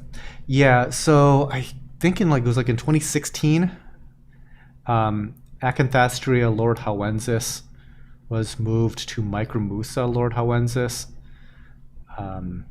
There's a bunch of reclassification happens all the time. I'm not quite so militant about it as like Jake Adams is. We were chatting somewhat recently, and he was just adamant. It's like, this is the hill I'm gonna die on, to the point where I'm gonna be a total a-hole about this. But he is like all in on correct scientific nomenclature. I try to whatever degree I can, but there's a lot of shifting. So for example, what we call scolies are no longer in the Scolemia genus. So like Scolemia australis is Homophilia australis, and at least in the scientific community has been in homophilia for a very, very long time now. Acanthastria bowerbanki, no longer Acanthastria, it is also homophilia, so those are Homophilia bowerbanki. And you might be wondering, Than, why then on your website are bowerbankis still in the ACAN category? It is because people are Googling Acanthastria bowerbanki to purchase. And so long as I am in the business of selling corals, I need to be where people are looking to buy. Therefore, you still see like ACAN. You'll hear me reference what are now Micromusa, almost interchangeably Acanthastria or Micromusa, and it really is coming down to like Google search more than anything, because the reef aquarium hobby is a very large, slow-moving, turning ship. So eventually, it'll make that turn. And the other thing is, what's also tends to be on the slower end is import nomenclature. So I'm not really sure exactly what the import lists say, but it is entirely possible that the genus and species names of a lot of corals when it comes to import for like CITES permits and stuff like that, it'll say like, it still might say Acanthastria, okay? And now is not the time to be pedantic with fish and wildlife. If you say, if the paperwork says Acanthastria, you better be along for that ride. That is 100% Acanthastria. Because if you start saying stuff like, no, actually, guys, it's Micromusa, you're going to get a 5-figure fine and you might get your license revoked because of that little tiny difference in text. Believe it. Like, especially in the States, this is something that I was talking about with a collector that works in the Solomons, but he used to be an importer stateside in California. And he's like, Fish and Wildlife in the United States assumes you are smuggling endangered species until you prove that you are not. Therefore, he has had Fish and Wildlife come to his location, draw guns on him because, and he, like he's just like, what's all this about? And it's like you are being accused of illegally importing trees. He's like, huh. Okay, so I'm about to die over illegally importing trees. I'm in the coral trade. What is going on, right? It is because in the box, the shipper from overseas had sent a couple of mangroves, just as some freebies, okay?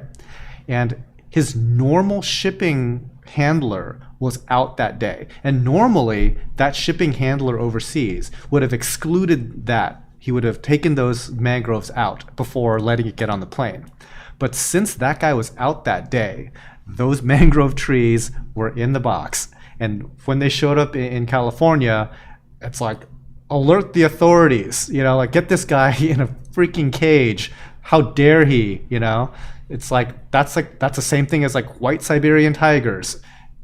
Definitely get this guy. So, yeah. Long story short, again, if the paperwork says Acanthastria lordhallensis, you kind of have to nod and say, yeah, that's definitely an Acanthastria. So it'll take a little while, but eventually we'll get to Micromusa. Reef dudes, what's up? Just saw your message.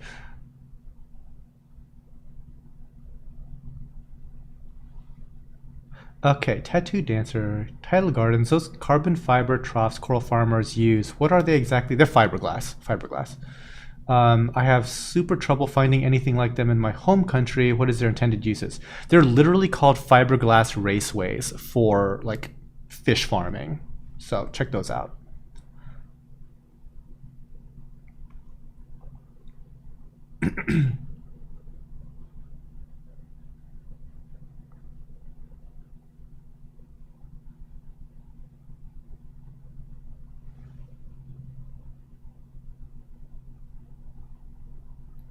Sammy 31D, I wish you could start supplying my LFS with coral stock. We're in northern Ohio and options are mushrooms and leathers. It's like going back into time with a machine up here. A lot of times, like a smaller local fish store wouldn't be able to purchase from us in any volume that would make sense for us to provide a discount, if that makes any sense. Like, a small, low volume local fish store oftentimes buys less coral than a more active hobbyist. And at that point, it's like, just because you have a vendor's license really is not helping us out in terms of like, moving volume. So we do sell to some suppliers, but they basically have to come in and take out like a truckload of stuff, and then they get volume discounts.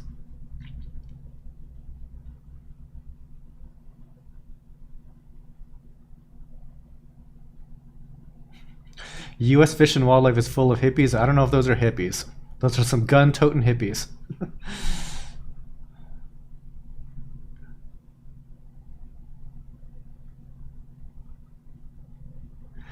Please help. I want to keep corals, but only I have brackish for my puffers. Yeah, can't, unfortunately. There's no way.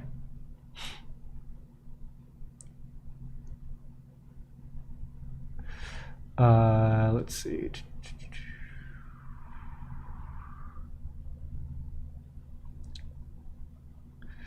Anton Todd, did you know that Favia doesn't exist in our hobby anymore? Favia has been reclassified to only be in the Atlantic Oceans. Not surprising. Not surprising.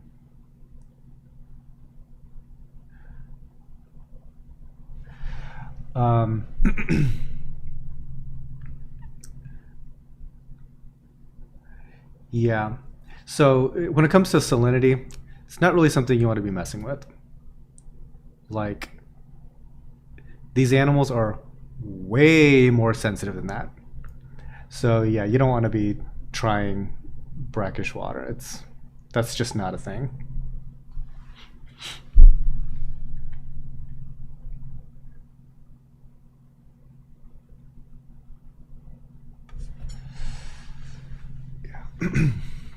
Yeah, when it comes to like corals, I mean, I guess this is just talking to the folks that like have never kept corals before.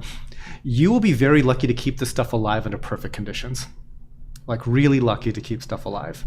The number of challenges. I mean, okay, so there was like a student that wanted to do a project to simulate like ocean acidification by having like a number of aquariums and changing like the pH of the different aquariums to kind of show like under like the lower pHs to simulate ocean acidification, you'll see that these guys are getting like more bleached or something like that. It just as like a school project.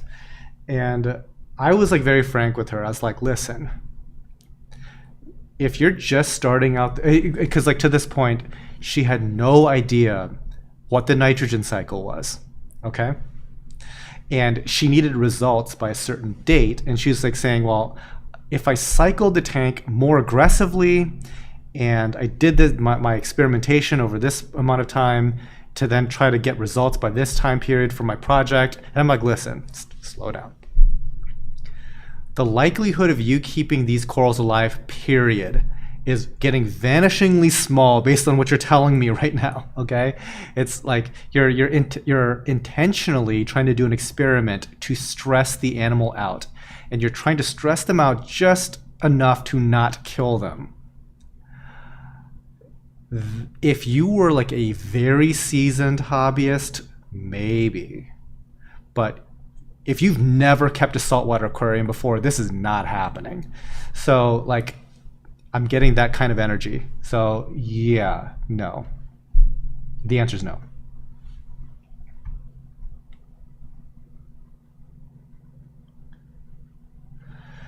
Shane Patrick, I have hair algae. How long do rocks hold nutrients? Kind of depends on the rock, I guess. Your best bet to help control that is constant predation. So like, so definitely fish help. Snails help more than fish. Having emerald crabs can help, but during that phase where you're having hair algae, a siphon and a toothbrush every other day will do you a lot of good. Basically, anytime you want to do a water change. Also, like a big volume water change is probably not something that's going to help you a ton. But you like physically getting in there, getting some elbow grease in that whole process will do a lot for you.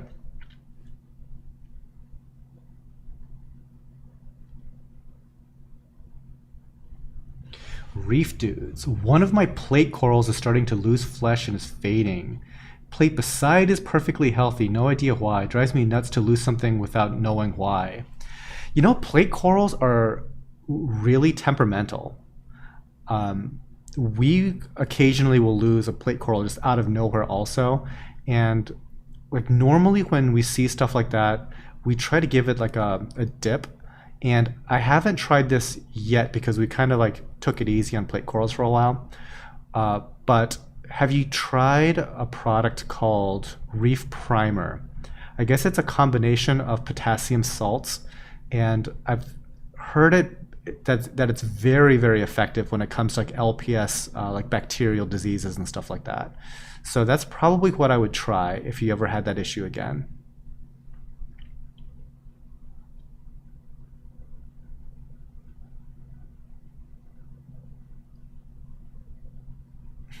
Kyle Jameson, if corals could talk, I think they'd just be whining constantly and I wouldn't want to keep them anymore. So it's funny. Like I used to not have any other like real pets other than like aquarium type stuff. And I literally like this is how detached from everyday pets that I am. I had no idea if dogs were happy or not. I had no idea if a cat was happy or not. But I for sure knew when corals were happy or not. And like now that I have cats, it's like yeah, cats and dogs they're pretty easy to tell, right?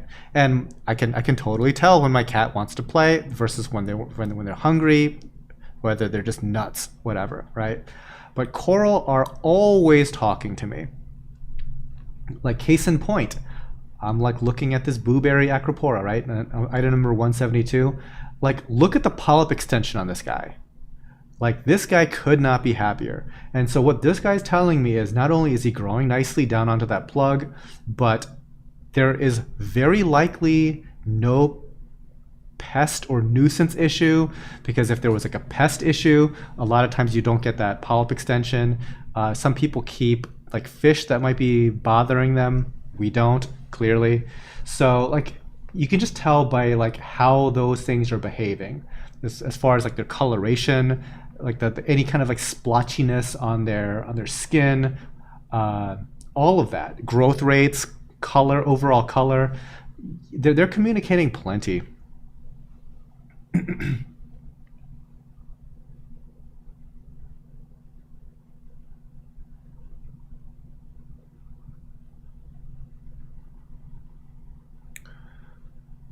Reef Dudes, I gave it a chemiclean dip last night, 30 minutes with bubbler.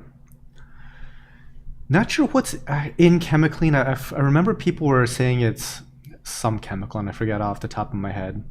But yeah, some type of disinfectant could help. Having said that, in the past, when plate corals go downhill, they kind of stay going downhill. They're like not one of those that comes back, and that's like super frustrating. And yeah, tough to say why. I also remember that our plate corals did better when we fed them more regularly. Tough to say.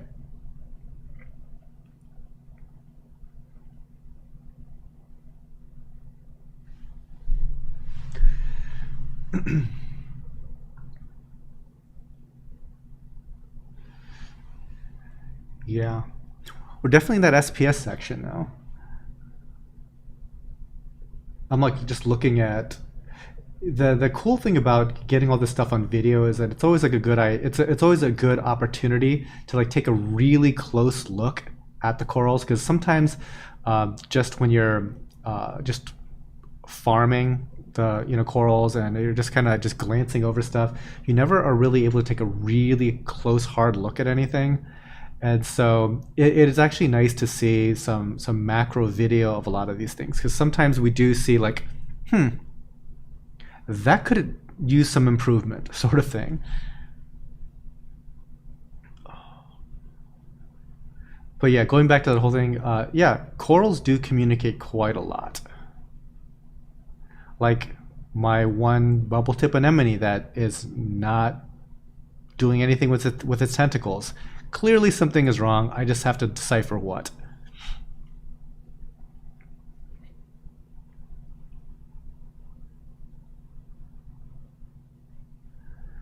Now, this is very off topic, but we just got that new quarantine thing set up. It's in the process of cycling slowly. If anything, like our cycling just takes too long because I don't think we initially put in enough junk in the tank, and so the cycle never really starts because like a few little bits and pieces of shrimp doesn't really do anything in 200 gallons of water.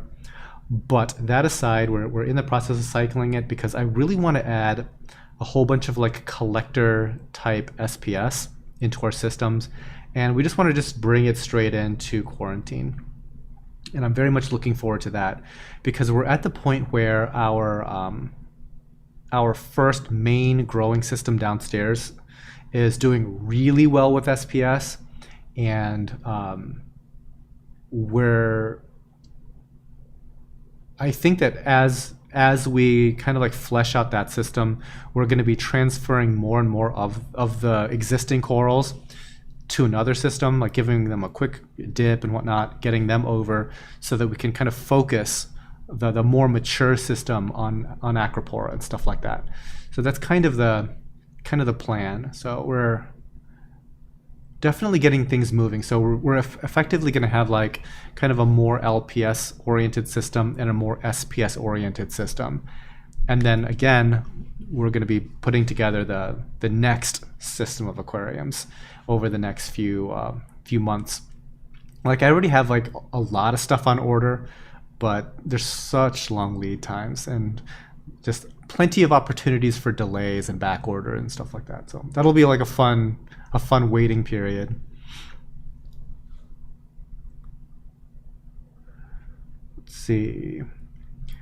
My DKH, this is Robert Poorman, is 13.6 reagent was corrupted. Can this drift down and be okay? Yeah, so whenever you're talking about parameters that are too high, my worry would always be, was it because of like the salt? Because if it's the salt being too high, you don't have as many options because it's not like you can reduce it, right?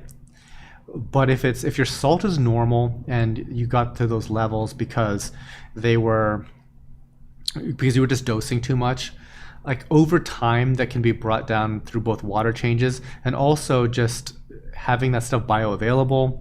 Your corals, the stony corals, will just uptake that over time. And so very slowly it'll trend down into like a more standard range. But yeah, hopefully your salt mix water is closer to like 9 or 10 rather than like 15 or something crazy.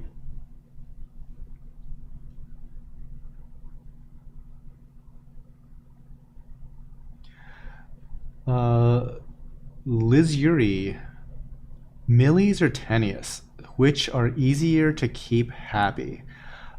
Definitely Millipora.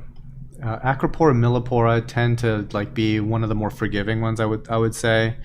Tenuises tend to be like I would say like top tier persnickety, and they're gonna, if something is off in your tank, and it couldn't, by off I mean like literally anything, even if it's just change, they might lose like a color or two.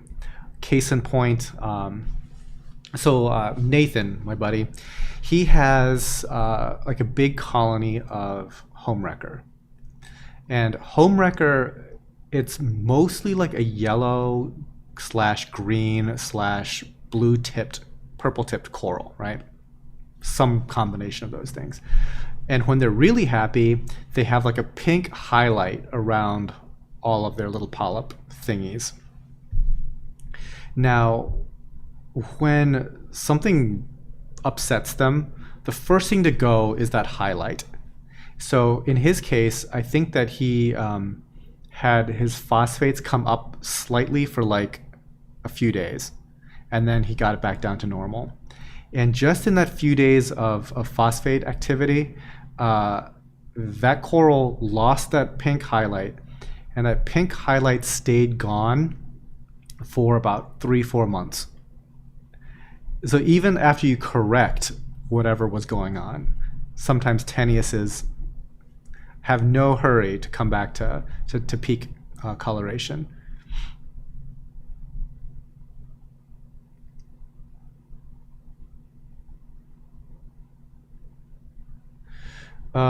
James Crudup, how come sharing actual par numbers and light schedule parameters that coral are kept under aren't commonly shared by coral farmers? They are, though. I mean, I think that Worldwide Coral shares theirs. I think Top Shelf shares theirs.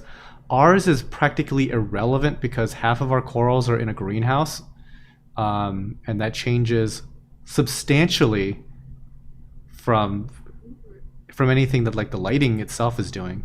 Also, like for us anyway, I would say that our light is far from ideal. I'm not even sure what ideal is. We are currently trying probably 10 different lighting parameters. And I mean, by lighting parameters, I mean like completely different lighting technologies. Our T5 bulbs are 7 years old, probably. It's like, it's not great. So sharing like that information, not super duper helpful. In some of our tanks, we don't even own a par meter. Like, one of our employees has a par meter that he brings in occasionally, but it's one of those things where We probably should get a parameter, but not super important to me. And the other thing is just like even like downstairs. Would it be particularly helpful for us to like release what our lighting schedule is? We are using lights that you can't buy currently. We're using primarily Radeon Gen 4s. Not super duper helpful. We have like a dozen over a tank. Is that helpful? That's a lot of this stuff is not easily replicated when it comes to like coral farming, but if you're just talking about like a program, you can find those anywhere you want. And the other thing is, I don't know like how meaningful like the lighting parameters really are. Like, are you just like thinking, I want to be successful? Sure. You just run in the AB plus profile from Ecotech straight out of the box. You're gonna be fine. I mean, usually like it's like the people are tweaking their lights for something very specific. To the point for like for what we have downstairs, if I had a home aquarium, which I don't, I probably wouldn't keep my home aquarium the same as I keep the lights downstairs. Like one of our staff members, he's just like really just sold on the idea of like super blue light. And I guess I'm just a lot less evangelical about it, so I really don't care. And so he ends up, you know, like dialing it in more and more and more blue. And it's like, well, the corals aren't dead, so it's fine for me. But as far as like my aesthetic preference, I like a lot more daylight. So like even amongst like my own aquariums downstairs, it's like, I don't even know what we're running. It's blue looking.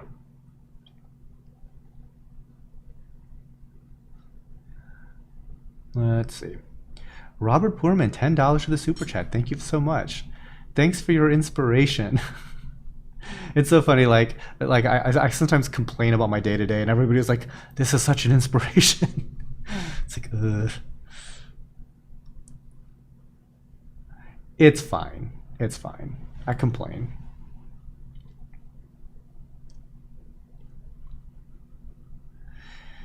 Acropora millipora also happen to have one of the most beautiful branching textures, coralite structure patterns of the Acropora genus, in my opinion. Yeah, Diacanthus. Like, I know that there's certain folks out there that they, their whole thing is like, I just want to focus an entire system on millies. Like, they just want to be like a millipora collector. So yeah, I definitely get that.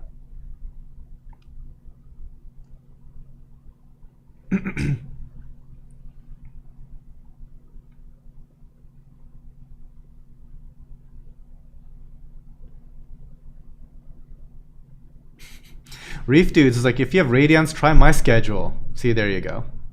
Go for it.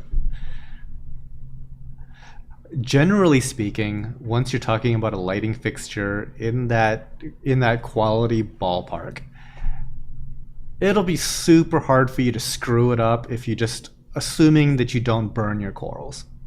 Short of burning your corals, chances are your spectrum will be just fine. Also, most corals are pretty forgiving when it comes to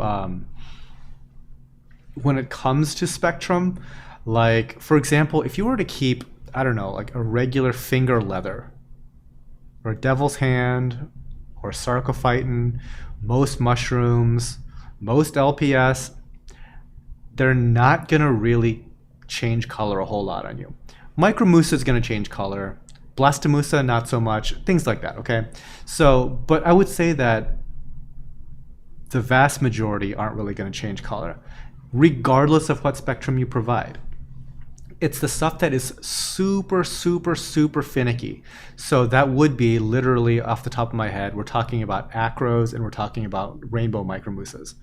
There might be a few others, but not a lot. Like that type of thing is where you get into like the really nuanced lighting profiles and have to be like super diligent about every single parameter and stability on every single parameter. But for the vast majority of stuff, I mean, even like what we're looking at, some of these Montipora, can they change color a little? Not a ton. Maybe like the the rainbow variant, sure, but they're going to stay in that same ballpark. Like worst case scenario, you're going to bleach one of these things, that sort of stuff.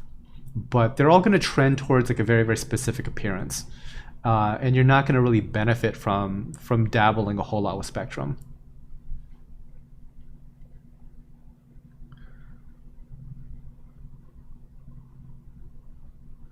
Let's see, Pat Howell.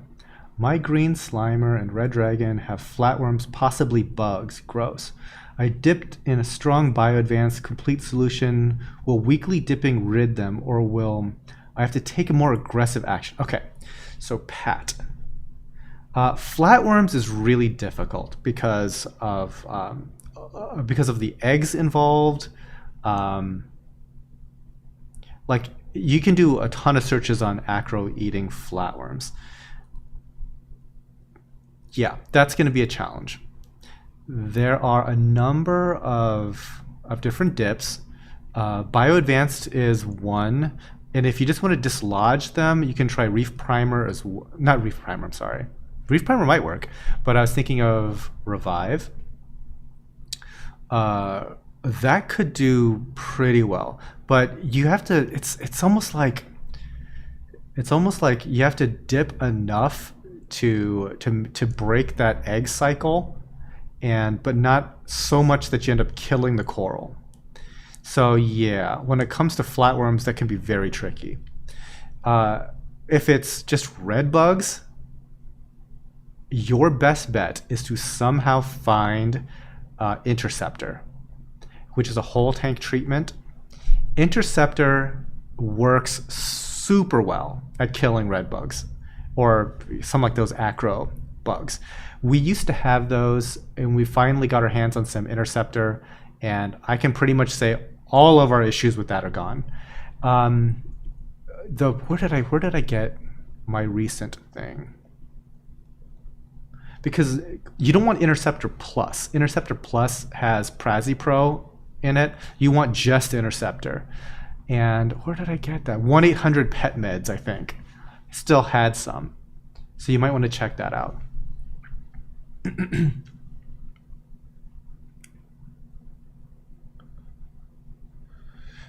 Let's see. I know you don't have many large colonies, but which mature colony growth type is your favorite? Mine is Montipora spongotes with the table and branches. Looks awesome. You know, honestly, I don't really have like a favorite like growth structure. No, I really don't. Sorry, like no particular opinion on that. Like my favorite coral, just that the whole idea just kind of like comes and goes. These days, like I guess like that aspect of the hobby is kind of satiated for me, just because it's like I have thousands of corals. So it's not like I'm looking for like the next thing because I like blank so much. If anything, right now I'm just looking for some interesting color morphs that I don't have, less so than when it comes like structure, things like that.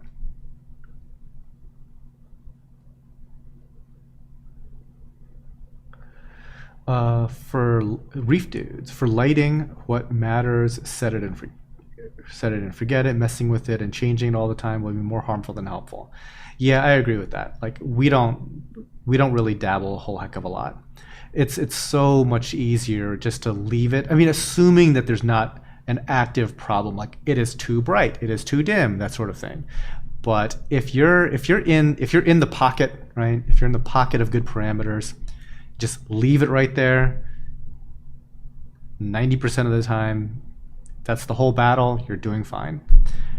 I think people really overthink lighting to a large degree. I kind of almost equate it to cat food, where like cat food is marketed and sold to sell to humans, obviously not cats, right? So like things like Fancy Feast and stuff like that, to make their really horrifically bad factory made cat food seem more posh. So like the people that like, you know what, I want my cat to be you know, like high net worth. So I'm gonna buy Fancy Feast, that sort of thing, right? It's marketed towards people. Like I buy this brand called Weruva, and it's one of their chicken flavors. And I swear to God, you pop open this chicken thing, and it actually smells good in the can. Like it smells like grilled chicken when you open it. Clearly, that thing is formulated to smell good to you when you open it, because I'm thinking the cat doesn't really care that much. Similarly, I think that a lot of like feature sets that are in lighting is made to appeal to humans rather than the animals. Like a lot of like the programs and stuff like that are like the whole dawn dusk thing. I think you're better off just like on off sometimes, because I remember I used to have like one light fixture where in that dusk cycle where it went to like that whole blue look, the fish freaked the hell out every single time. And I think it's because back then, and maybe it is still today, but it's alleviated to some degree. But like the flicker of an LED, which we can't really pick up, but it's noticeable to the animals somehow. It's almost like has like it's this weird like strobe light effect, and you could catch it on camera because it would flicker at 60 hertz. Okay. And most cameras back then were like 30 hertz, so it didn't show up. But my camera, you can do 60 frames per second. And sure enough, there was a strobe light effect. And I think that that fixture, once it got into that blue spectrum, was doing this crazy flickering thing that really wasn't something that we could pick up on. But those fish absolutely were almost like a jump out of the tank freaked out. So that plus like lightning and storm modes, they're trying to sell you a light, which makes sense. You're the one that has the money. So I think that people tend to overthink things. This is not, by the way, sponsored by Vipar Spectra, but I just hear that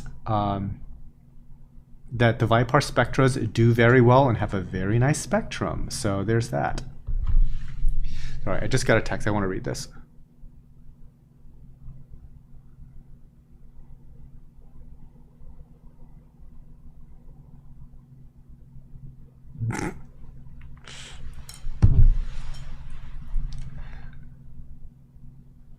All right, moving on. Tim Kleiber, you haven't met our Maine Coon. She definitely reacts to food smells. Maybe I'm thinking about like my cat specifically. Like my one cat is finicky. The other cat will eat anything under the sun.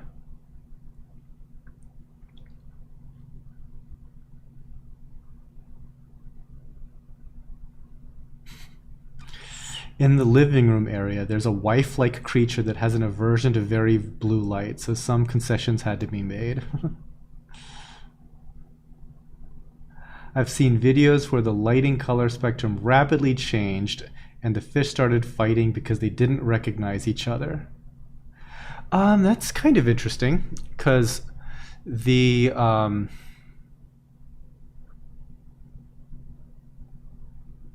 I've got this tank downstairs that has a lot of tangs in it. And like those tangs, they don't like each other a ton, bunch of yellow tangs.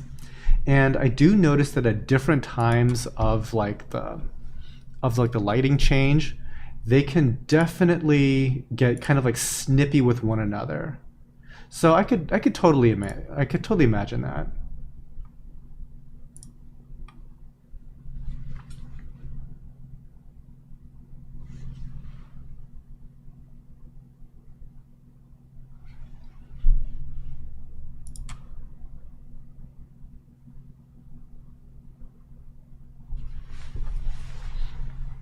Rebecca texted me something.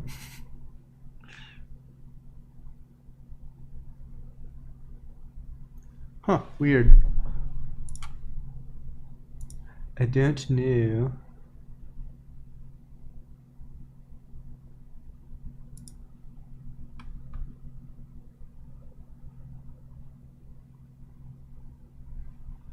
Huh. Okay.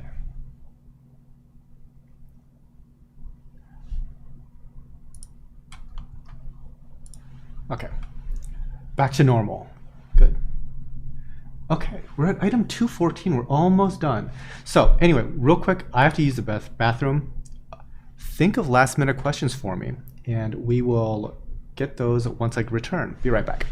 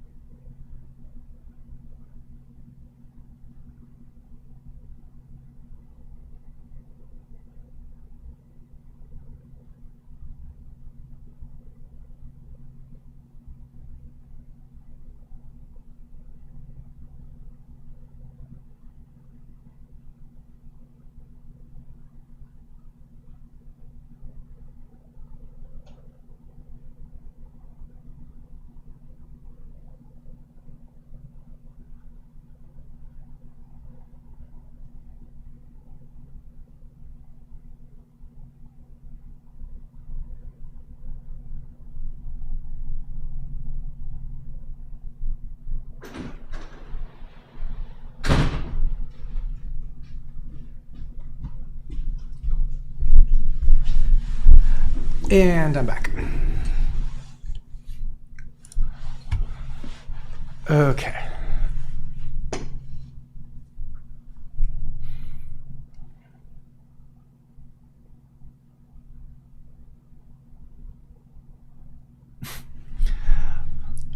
My parents fed our cat Fancy Feast. When I grew up, cat's teeth fell out. Oh, poor cutie.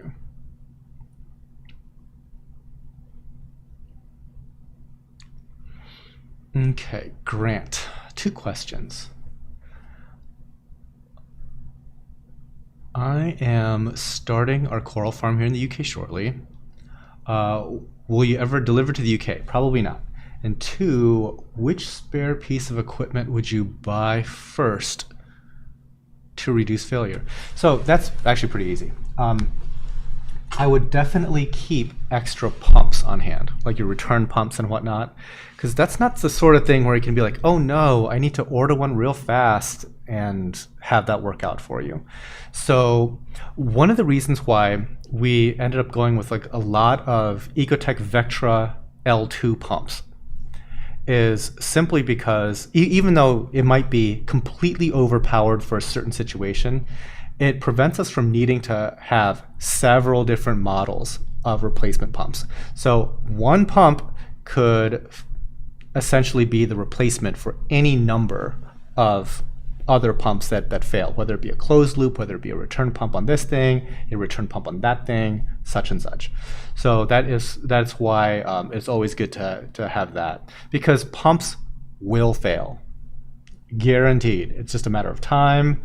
Hopefully you're not abusing the piece of equipment, but yeah, it's always good to have that on hand. James Crudup, what's your thought on reef automation technology and where it's headed for the hobby? Example, Ion Director. I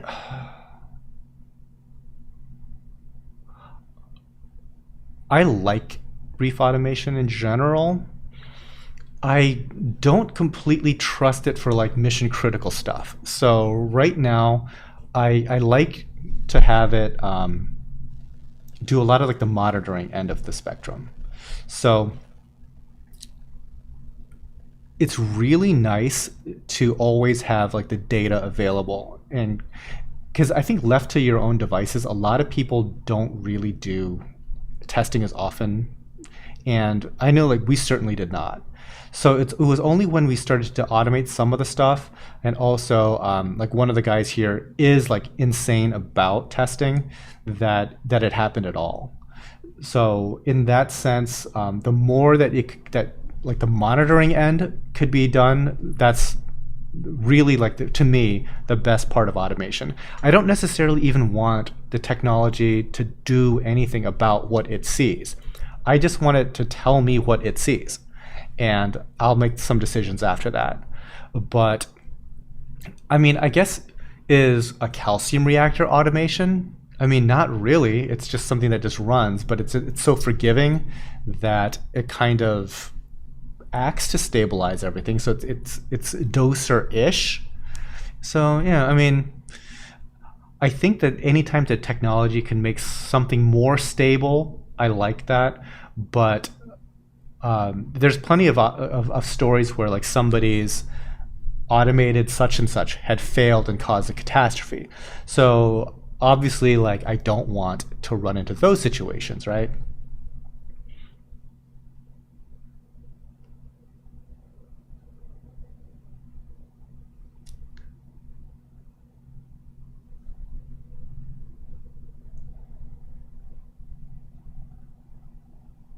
Sharon Romano, looking at my tank and it looks overgrown.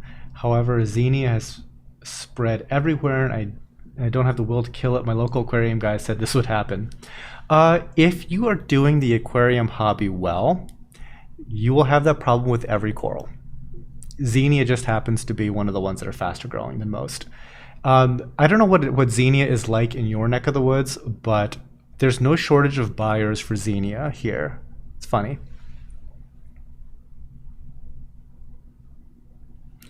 Sunny, hello from Czech. Happy reefing, everyone. Thank you very much, Sunny.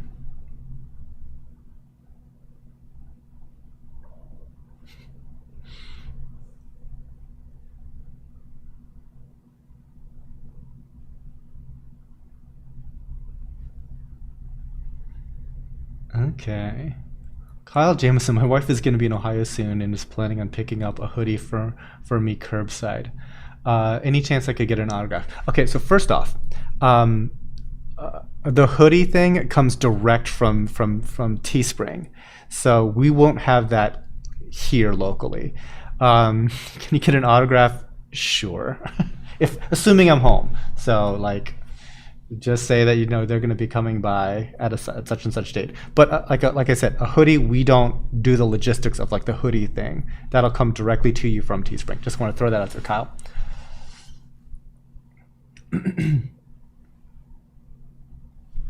Okay, so I think we're coming towards the end here. I don't know exactly which number we end up on, but thank you guys for hanging out with me this afternoon. Hopefully you guys got your answers to a lot of questions. You got to talk reef a little bit. You got to talk a little bit about clothing, I guess, and cat food, and whatever else. I think, well, let me check to see if the next live show has been scheduled. September 25th is the next one, so you guys can mark your calendars for that. Yeah, not a whole lot of other stories going on here. I'll probably do an update video on the facilities here. I really haven't done like a formal update. I did like a 1 hour walkthrough live stream, and I covered just some like random stream of conscious like thoughts with that whole thing. But an actual good video on it, no, I haven't done that in a little while. Yeah. 2:30. Now we're getting into micromusas. Like I said, I use the term acan and micromusa rather loosely. But yeah, still micromusa on here. And actually that's another thing that we are looking to add more of, are like interestingly colored micromusa. For the longest time, we had this like middling success with them, but lately the key really was all along hammer them with food, and I've been going kind of crazy with that. So I would say that in the tank that they're in, I feed more to those corals, like tenfold more to those corals than the fish. There's not that many fish, granted, but like the amount of like sheer mass that goes into their mouths is pretty insane. Tech HR said it before, but impressive operation. Thank you. Thank you. Like I'm super happy with how things are progressing here. Slow, a little pricey, but overall I am super happy. I have nothing to really complain about. And then, but then I'm visiting like some really like top tier places that have like unlimited budgets, and they're finally starting to do stuff like the really right way. And some of the things I'm seeing at those places are like so cool. And I'm like, dang. Like one place, like their water makeup container, I think is the size of a 2-story house. I'm pretty sure it's every bit of 30 feet tall. Yeah, it's so big that they needed to like build an entire like scaffolding system that like wraps around like a deck, and I think this deck looks like it's 1,000 square feet just to access the top of this giant water container that towers over everything inside the building. It looks like a building that's sitting inside of their building. Like that's how big this thing is. And this deck is made of fiberglass. And it was like the coolest, beefiest material. And I'm just like looking at this thing like, that deck looks like it's 50 grand. It's like so cool. But anyway, yeah. One can dream, right? And that's the same place that had like the dozen HVAC things that seemed rather pricey when I spec'd it out.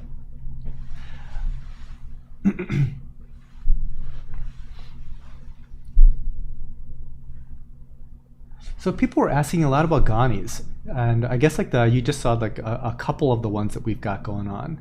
Like, knock on wood again, the Ghanies are really happy in our systems.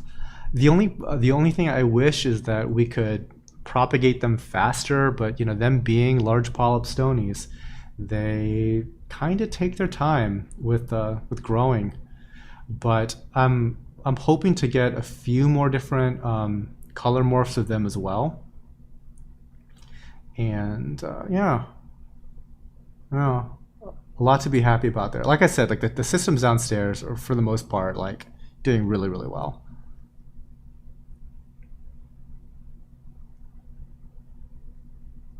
Dylan Johnson, Micromoose and Zoas are still my favorite. When I get back into it, gotta get them again. You're in luck. They're not stupidly, insanely expensive currently. Everything goes through its cycles, you know, and every now and again you hit this like, oh, we're the hot coral right now cycle. And that's when it's like, oof, bad timing.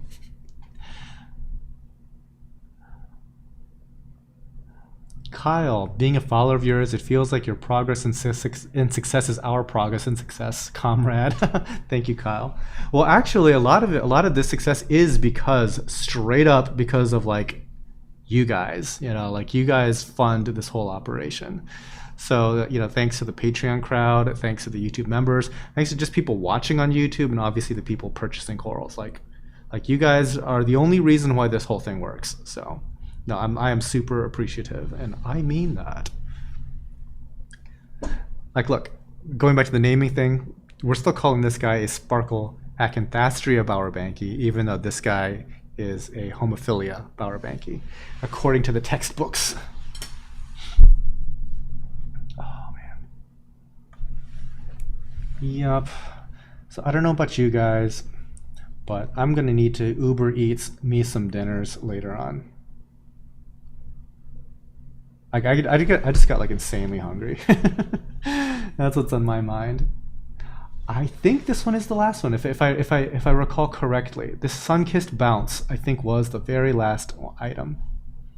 So, anyways, guys, thanks again for coming and hanging out.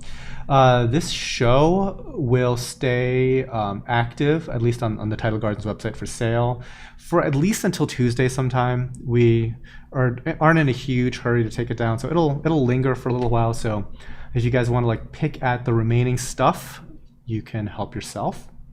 And yeah, I will see you guys at least in live show form sometime next month. All right.